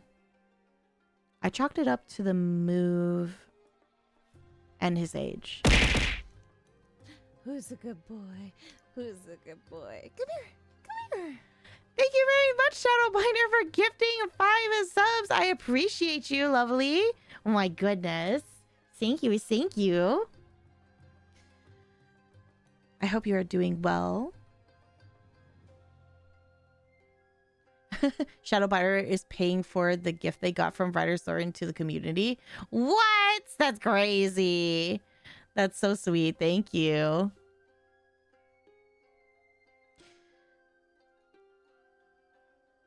All right, let me go back a little bit. I chalked it up to the move and his age. 7 years is a long time for a dog, and maybe the stress of a new environment was finally catching up to his bladder. "One more time, Toby," I muttered, pointing a finger at him. "If you do this again, we're taking the 30-minute drive to the vet." He didn't lean into my hand for a scratch like he usually does. He just walked back to the big window and sat down, his eyes fixed on the empty, sun-bleached beach. Sounds good, zombie. Thank you. I drank my coffee black and watched Toby snub his kibble again. The kibble sat untouched in his bowl, but I wasn't going to let it ruin the morning. We needed air. I clipped a leash onto his collar, Usually I'd let him roam, but after the morning's accident, I wasn't taking chances. As we stepped onto the sand, I felt a weight in my chest. The trip was for him. If he wasn't happy, if the house was stressing him out, I'd pack it in and head home early. But as soon as his paws hit the wet sand, Toby transformed. His tail went up, his nose started working the breeze, and he looked like 5 years younger. Walking along the shoreline, my mind drifted to my conversation with my mother. She and my father had stayed at this exact house just a few weeks prior. She mentioned a beach whale, a massive thing that had washed up nearby. I scanned the coast as we walked, looking for the massive ribcage or a rotting mound of blubber, but the beach was pristine. No carcass, no bones, not even a lingering scent of decay. It was like the ocean had just taken it back. Suddenly, Toby lunged with a wagging tail. He hit the end of his leash, with a surprising strength, trying to charge into the white foam. "Hey, easy," I grunted, bracing my heels into the sand. "It's just birds, Toby. Don't get ahead of yourself." He was fixated on the water, panting with a frantic kind of joy. I followed his gaze. Far out, nearly at the horizon, I saw a flash of that same red color from the night before. It was long, thin, bobbing momentarily before the swell swallowed it whole. I pulled Toby back, but I couldn't stop smiling. Seeing him this energetic was a relief. Whatever had spooked him last night seemed forgotten in the daylight. When we got back to the house, the change was permanent. Toby didn't just eat his kibble. He polished off the entire bowl in seconds and sat by the bag, whining for seconds. I filled it halfway back up, feeling like our holiday together was finally back on track. Oh, thank you, Zombie. I appreciate it. I headed back into the town for supplies, but the atmosphere had shifted. The moment I stepped into the grocery store, the casual indifference of the previous day was gone. Heads turned. Conversations died mid-sentence. The clerk at the meat counter didn't even look up as I passed, though I could feel her eyes on my back. I wasn't in the mood for an interrogation. I pulled my headphones out of my pocket, jammed them in, and turned the volume up until the world was just a muffled hum. I kept my head down, grabbed a few days' worth of groceries, and headed for the checkout. Even through the music, the silence in the store felt heavy. As I was loading the bags into the back of the car, a shadow fell over the tailgate. I turned ready to snap over who was trying to corner me, but it was just an old woman. She looked like she spent her whole life in the sun. Skin like cracked leather and eyes that seemed a bit too tired. I pulled one earbud out, expecting a lecture about the beach house. She didn't waste time with a hello. She didn't even look me in the eye. She just reached out and pressed something small and plastic into the palm of my hand. "Watch out," she said. Her voice was thin and brittle. "And take these. You'll need them, dear." I looked down. 2 pairs of industrial-grade silicone earplugs sat in my hand. By the time I looked back up to ask what the hell she was talking about, she was already climbing into the old sedan, 3 spots down. She didn't look back, and she drove away. By the time I hit the gravel of the driveway, the unease had hardened into a decision. I don't believe in the supernatural. I don't believe in monsters, or seaside curses, or whatever local flavors of madness these people were peddling. But the atmosphere was toxic, and it was starting to get under my skin. I gripped the steering wheel and stared at the house. 2 more days, I told myself. That was the compromise. It was enough time for Toby to get his fill of the salt air and sand, but short enough that I wouldn't lose my mind to the town's collective paranoia. Thank you for the lurk, Storm. I appreciate it. I looked down at the earplugs sitting in the cup holder. For a split second, a ridiculous thought crossed my mind. Should I shove these into Toby's ears?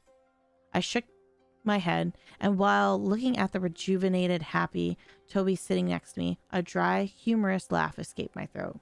2 more days for you, pal, I muttered, ruffling his ears. Then we're out of here. Thank you for the licking thighs, Shadow, and popcorn eating, Aelin. To calm my nerves, I tore into a bag. Oh my god, Jesus Christ. Thank you for the offering, Pyro. Oh my goodness, you spooked me. I'm over here like waiting for the fall to drop out. And I'm just like, what is going to happen in this story? All right. And I will take a drink of water while I'm at it. But thank you very much for the noms. I appreciate it.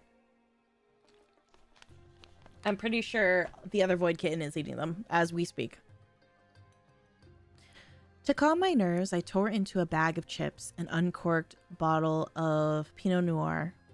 I worked through both in no time, the wine hitting my system with a heavy sedative heat. I figured a nap would do me some good. So I stretched out on the sofa.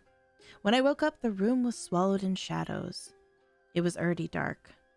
Toby was at the window again, his tail thumping against the floor in a steady, excited rhythm. He looked thrilled. His eyes locked on the blackness outside. I stood up and joined him, squinting through the glass, but I couldn't see a thing. Nothing to worry about. He's just having the time of his life, I thought to myself. I made a quick dinner, and Toby demolished his kibble with the same frantic appetite he had earlier. As soon as he finished, he ran to the door, barking and scratching to go out. My hand went to the handle automatically, but all the warnings from before flashed in my mind. Better safe than sorry, I told him, grabbing the leash. I'm not losing you in the dark. The second we stepped out onto the deck, Toby bolted. He tried to charge straight for the waves, the leash snapping, taunt, and nearly jerking my arm out of its socket. He was desperate to get to the water. I had to physically pick him up, his legs still paddling in the air, and drag him back inside. I started to scold him, but I stopped. He just looked so happy, so energized, I didn't want to ruin it. He went right back to his post at the window. Despite his protests and a few frustrated head shakes, I managed to wedge earplugs into his ears. I don't know why I did it. Maybe I just wanted to feel like I was doing something. I took his spot at the glass, staring out into the void where the waves were crashing. For the briefest of moments, the light from the kitchen caught something out there. 2 points of reflection, staring back at me, the edge of the tide.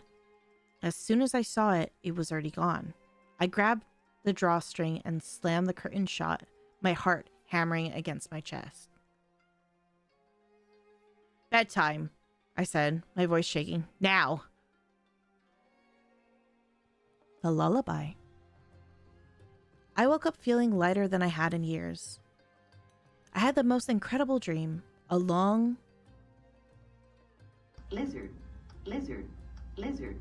Lizard. It's not a long lizard. Lizard. It's not a long lizard. It's not a long lizard. Lizard. Oh God. It's not a long lizard. A long melodic sequence that felt like a tale of loves and embrace soon into a beautiful symphony. I couldn't recall the specific lyrics or images, but the music lingered in the back of my mind. It was a beautiful love song written in a strange, shimmering harmony that tasted like a major augmented chord progression. All the dread from the night before had evaporated. Standing in the morning light, I felt embarrassed by my own paranoia. Red coral, reflective eyes in the dark. It's all seemed like a fever dream of a man who had a bit too much Pinot Noir on an empty stomach. You did have good timing. There was absolutely no reason to be afraid.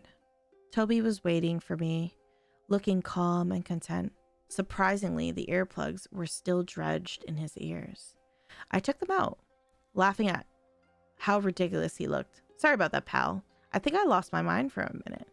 He didn't touch his kibble when I set it down, but I didn't let it bother me. He was probably just holding out for the good stuff. In my newfound good mood, I shared my breakfast eggs and bacon with him, and he took them gently, his tail wagging a slow rhythmic beat. After I finished my coffee, I decided we needed to take advantage of the morning sun. I felt a bit silly reaching for the leash, given how peaceful everything felt, but I clipped it on anyway, just to be certain. If yesterday taught me anything, it was that Toby could be unpredictable when he caught the scent of a seagull. We stepped out into the crisp of the air, the song from my dreams still humming in my chest, and headed down towards the water. As we walked along the shoreline, a wave of profound, unknown nostalgia washed over me. It was a heavy, sweet pull in my chest, and for a second I thought I heard it again, the shimmering melody from my dream, drifting over the sound of the crashing surf. It felt like a memory I hadn't lived yet, calling me forward. I didn't even realize I'd moved until the sudden biting cold of the ocean shocked my skin. I was standing ankle deep in the foam, the hem of my jeans soaking wet. The chill snapped me out of the daydream instantly. I looked down, bewildered as the water receded. Pulling the sand out from under my boots, Toby was standing right at the edge of the water, dead quiet, watching the depths with an intensity that made the hair on my neck prickle. I'm guessing we're dealing with a siren or a mermaid, but I could be wrong. Come on, Toby, I said, tugging the leash. Too cold for a swim today? I turned his back. Crimson, I just realized something. Oh, what's that, thigh licker?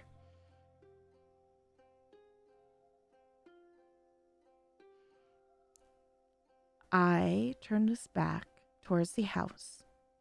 I was going to let a bit of cold water or a lingering... The thigh licker can lick thighs again. Oh my god. You can. And you know what? Now, even better, just to reassure everybody, not that you needed it before, you now can have the red thighs. The red thighs that the thigh emote is based on. Yep. Exactly.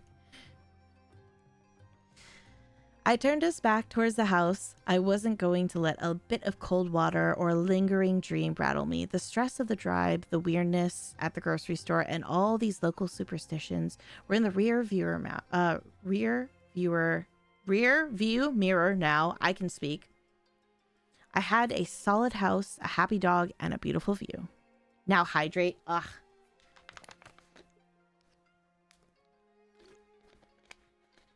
Pyro, you're too funny.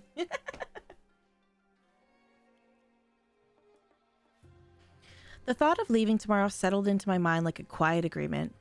It wasn't an escape anymore, just a natural conclusion to a quick trip.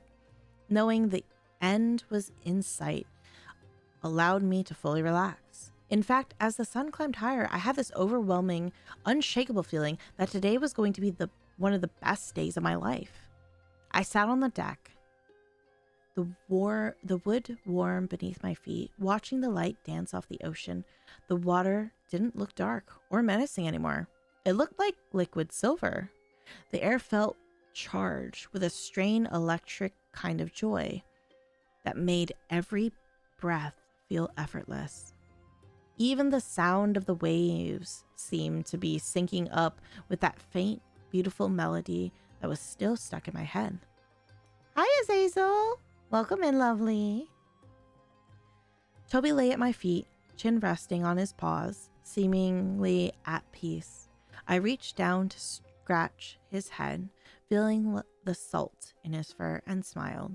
Whatever had been bothering us, the nerves, the accident, the strange red shape, it all felt like a lifetime ago.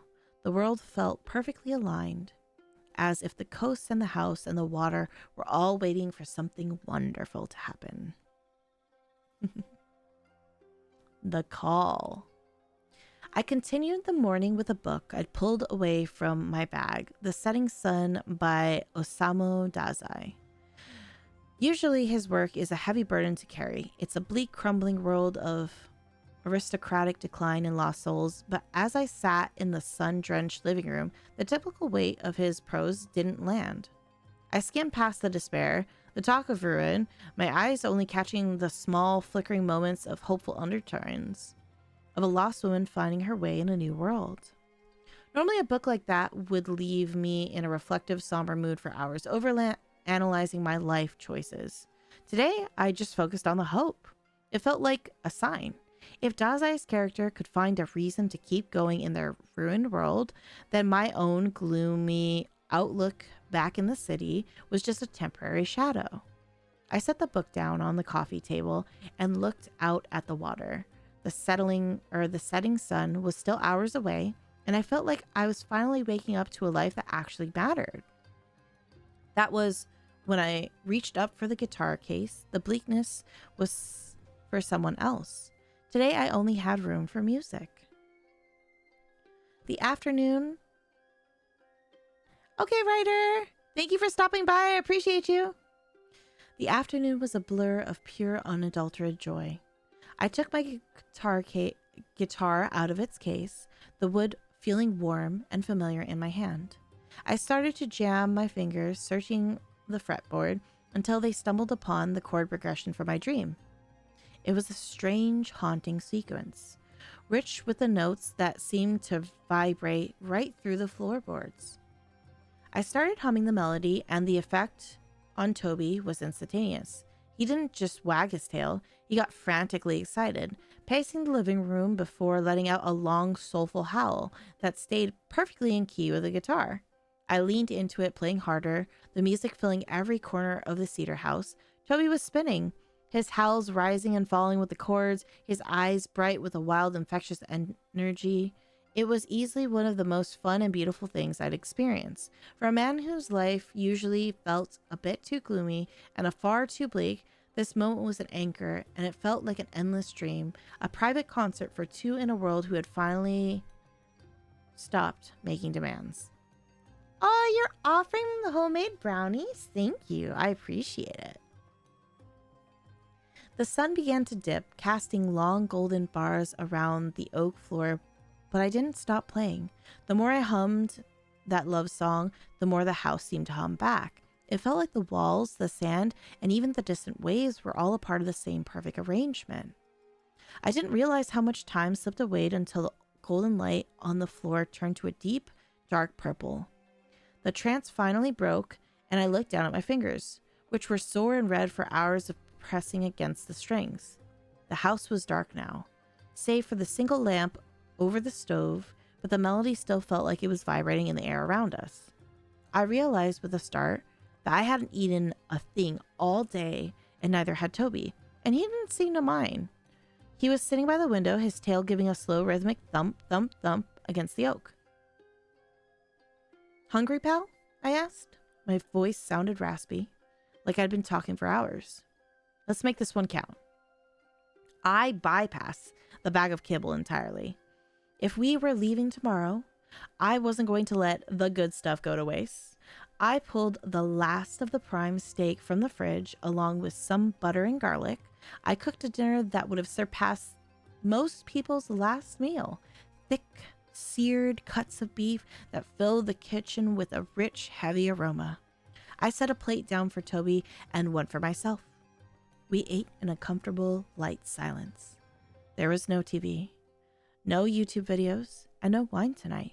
I didn't need the alcohol to feel good anymore. The food was perfect, the house was warm, and the dread that had gripped me in the town felt like a story I'd heard about someone else. Toby licked his plate clean, then looked up at me with a soft, satisfied expression. He looked peaceful. He looked like he was exactly where he was meant to be. Wait. Oh my gosh, Arch, you're so bad. I was like, what do you mean? I was like, oh gosh. The day had finally wound down, and a heavy, quiet understanding settled between us. Even the best day of your life has to end eventually. Without a word, I turned off the kitchen lamp and we walked into the bedroom together.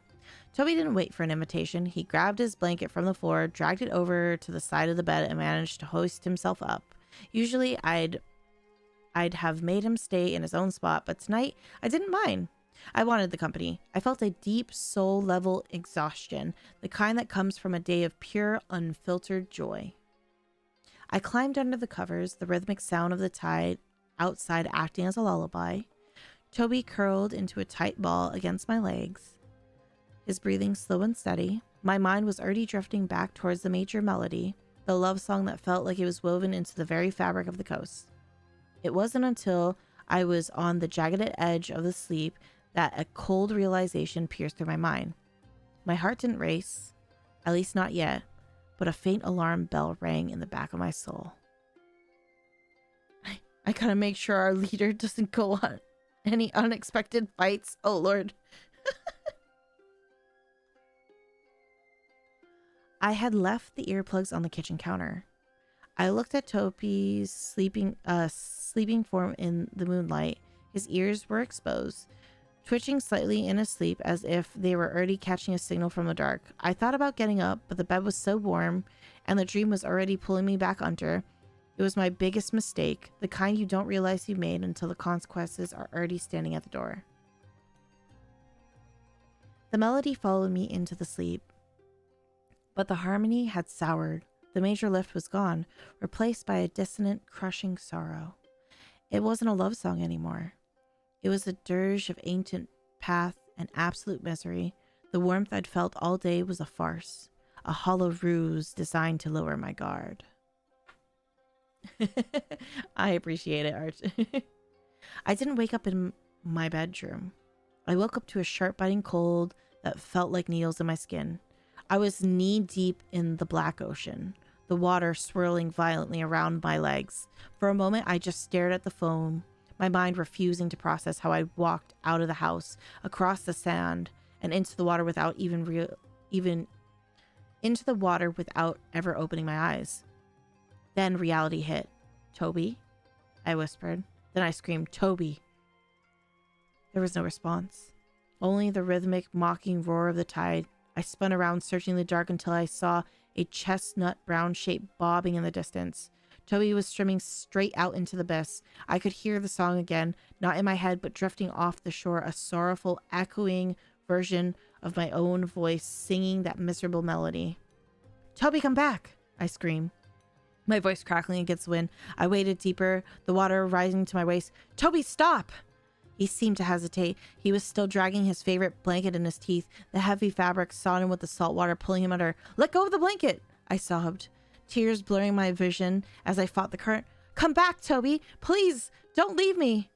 As the sound of my final desperate shriek, Toby seemed to snap out of his trance. He turned, his eyes locked onto mine, and began to paddle frantically towards the shore. For a second, a spark of hope flared in my chest. He was coming back. Then the water behind him erupted. A massive blood-red shape, stiff and jagged like anchors, colored coral shot out of the depths. With one lightning-fast, silent swoop, they hooked into the water. Toby didn't even have time to yelp. He was simply dragged down, disappearing beneath the surface in a swirl of white foam and his floating, discarded blanket. "Toby!" I lunged forward, diving into the freezing dark, reaching for anything, but there was nothing but the cold and the empty weight of the sea. "Yeah, Toby, no!" The rest is a blur. I remember the sun eventually rising, a cruel, bright eye over a calm horizon. I remember standing on the shore, shivering uncontrollably, my clothes plastered to my skin with salt and sand. The final look of despair in Toby's eyes as he was taken, that silent plea was etched into my mind, engraved into my heart. I looked at the house and back at the flat in different water. The song was gone. The hope was gone. There was nothing left for me. A depraved jigsaw. I never cared about my family or friends. I never had. Toby was the only thing that had ever made sense to me. The only creature I had actually loved. Everyone else was just noise. Now that the sea had taken him, it had taken the only part of me that was human. My heart was something out there in the black depths, and I was just a hollowed out shell standing in a weathered cedar box. I didn't pack. I didn't leave. I went to the front door, turned the heavy deadbolt. I pulled the curtains tight. I didn't want to see the sun. And I certainly didn't want to see the sorrowful, lying ocean. I retreated to the kitchen and opened the first bottle of red wine, then the second. I didn't bother with the glass. The sharp, acidic bite of the Pinot Noir was the only thing that would cut through the salt still cutting my throat. I sat on the oak floor right where the sand still gritted against the wood, the sand Toby had dragged in. I was looking for answers, but mostly I was looking for a memento, a tuft of chestnut fur, his favorite blanket, anything that proved that he had been real and that yesterday hadn't been a fever dream. That's when it started. A joyful, unmistakable bark shattered the silence of a house.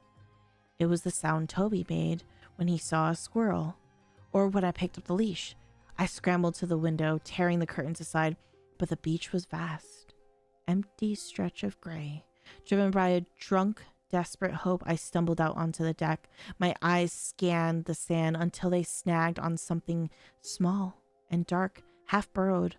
I walked into the beach to take a closer look. The hope died a violent death. It was a leg. Just a leg. The chestnut fur had been bleached a sickly ashen gray, as if the salt had sucked the life out of the color. I pulled it to my chest, howling into the wind, the cold fur matted and damp against my skin. The grief was gone, replaced instantly by a scorching, transformative hate. The cycle began. Each morning, a new piece of Toby appeared on the sand. First, the other legs, one by one, always that same ghostly gray. I stopped sleeping. I grabbed a kitchen knife, its edge owned to a razor, and sat on the deck all night, staring at the same part where the parts appeared. I didn't blink. I didn't move. But the sea was patient. In the 5 seconds it took me to wipe the stinging salt from my eyes or turn my head towards a sudden noise, the next part would appear. The torso came next, a heavy weight that I dragged inside like a sacred relic. I spent the day in a wine-soaked haze, weeping next to my beloved friend. I looked at the grisly shape in the floor. The torso had now joined by 4 legs. There was only one thing missing. Tomorrow, I whispered, my voice a jagged edge of madness. Tomorrow his head comes, and when it does, I'm going to into that water. I'll find whatever is doing this, and I'll kill it with my bare hands. Hello, lovelies. Oh, wrong animal. I can only meow. You're good. You're good. I lost my heart to the sea. I didn't have to wait for the sun. As the last of the light bled out of the sky, the music returned not as a faint whisper, but as a physical force that vibrated the very glass in the windows. Rage, hot and blinding, surged through me. I snatched the kitchen knife from the counter and sprinted out on the deck, ready to butcher the tide itself. I reached the sand, screaming a challenge into the wind, but the words died in my throat. I stood frozen, the knife slipping from my numb fingers and thudding silently into the dunes.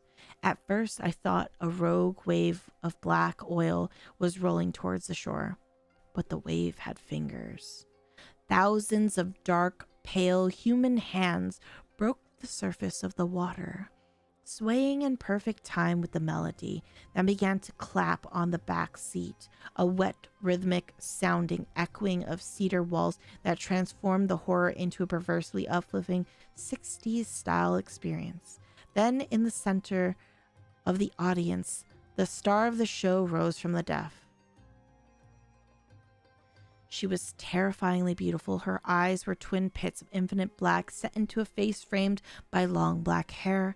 Her scales shimmered in shades of turquoise and deep indigo, coating a slender, powerful frame that ended in a massive dark blue tail.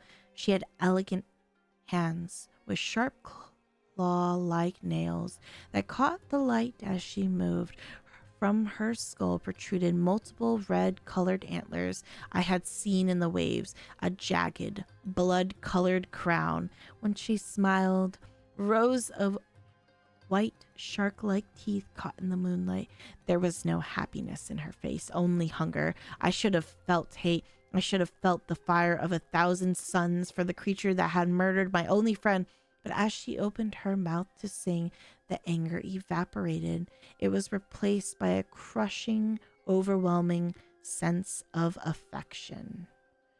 With her beautiful, divine voice, she sang of the exact moment my heart broke.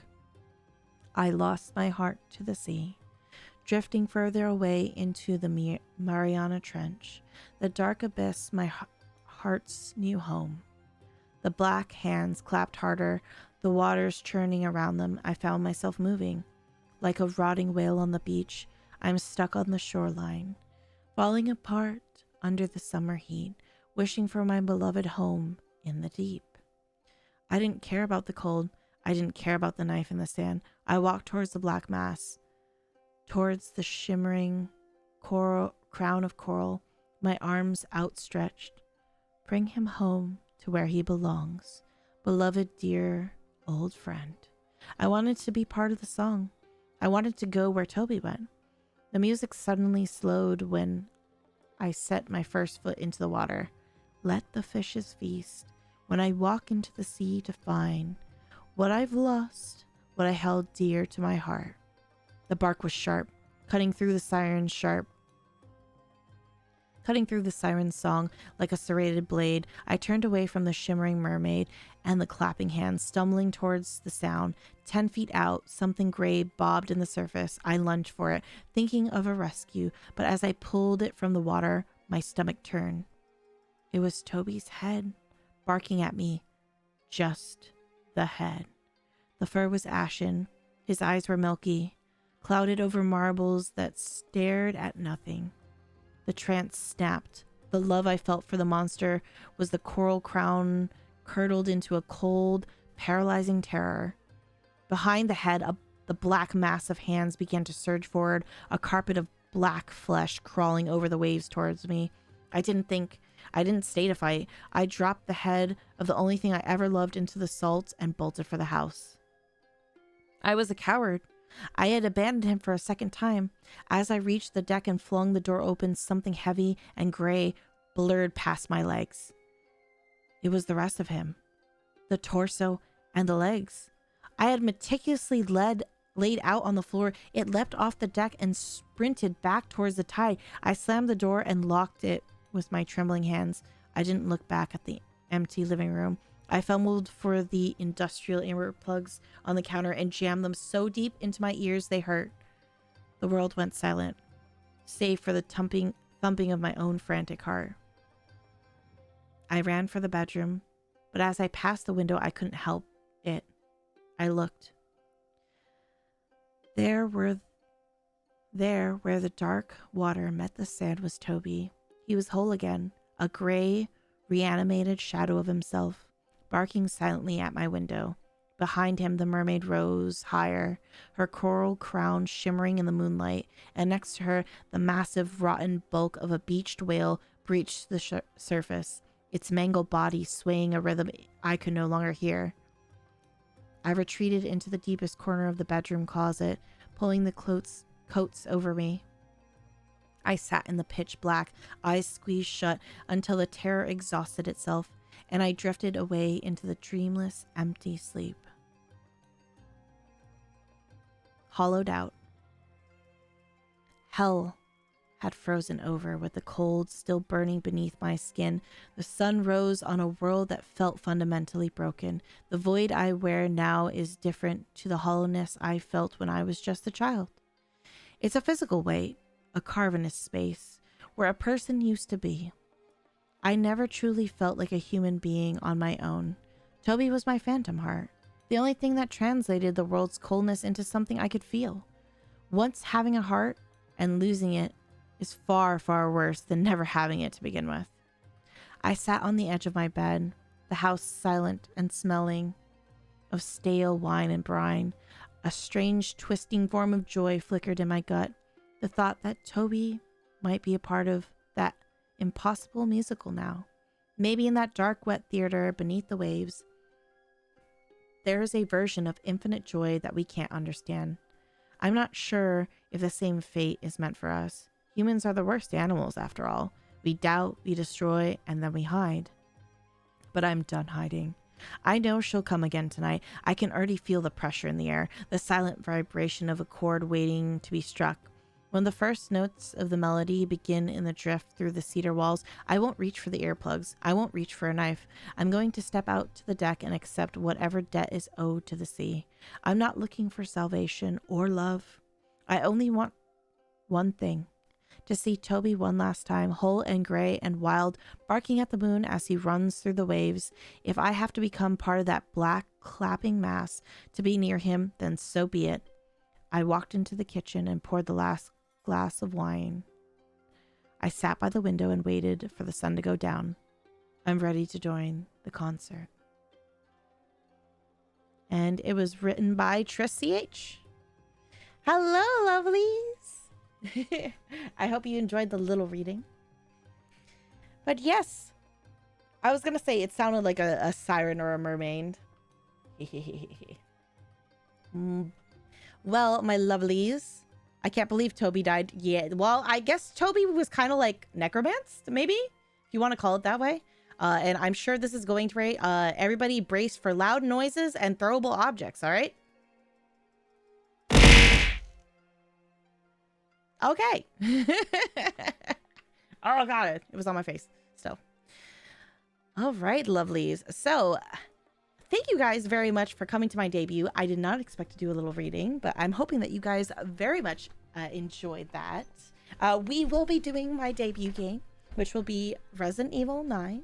It will be at 9 a.m. EST on Friday, all the way till 9 p.m. EST, and then we will reserve the weekend for the rest of the debut game to finish. If you guys have not joined the Discord, I highly recommend that you do so. This is where I keep my most up-to-date things, especially since I do get sick. I occasionally have to reschedule. I try my best not to. But if I do, that is where most of my updates will. You also can give me feedback like what content you want me to play, or if you like something, if you don't like something.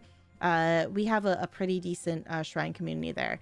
Now, I would like to select a lovely being to raid. Trying to think of who we might be able to raid here. Ooh, I think Eros is playing Dead Space. And then there's Calamari who's playing, what is she playing? Let me take a look. Nested Lands? And then let me see. I think Eros might be more our Ari. Of course. I think we are rating, and I mean, I would say I am a fan, so we're gonna raid to Eros. I think it would be nice. And then we'll probably give Calamari a lovely, right? But thank you guys so much. Before I start wrapping up, again, thank you for shoutouts for all the artists who helped me set up this debut. Thank you to, I'm saying this to the inner voice in my head that I did it. After all the planning and anxiety, we are here. Thank you to my friends and my moderators who have supported me through all the chaos and my anxiety and confusion and asking their their opinion on things. And thank you to my IRL friends who showed up. I appreciate you guys. I know you guys are here and you guys don't normally come by. So I thank you for being supportive of my own endeavors. I appreciate you so very much. And my con family. I hope they're doing well. But yes, we are going to raid Eros. She is playing Dead Space. I think we can give her a run for her money. She's a cutie. I think she's a Twitch partner as well. She's a VTuber and she also does a lot of horror, so I think she aligns a little better with our raid. And she's doing her first playthrough for Dead Space. But yes, I hope you guys stay for your points so that you guys can throw stuff at me. And then I hope that you guys will see me on Friday. I would love to host you, and I am terrified to see what comes next. I've seen the hype with the Japanese, like, X posts, and I'm terrified, but I'm so excited. So very excited. Thank you for the fresh, Shaylin. I appreciate you. And thank you again so much for coming out, guys. I really, really appreciate you. Oh my goodness. But yes, thank you for coming to my debut. I will see you on Friday. Please, please, please. Have an amazing day. Hydrate. Stay good. Be good, chat. Or else. You don't want to know what comes after or else. Bye, guys. Be safe now. I would hate to have to put you in a new cage. Bye for now.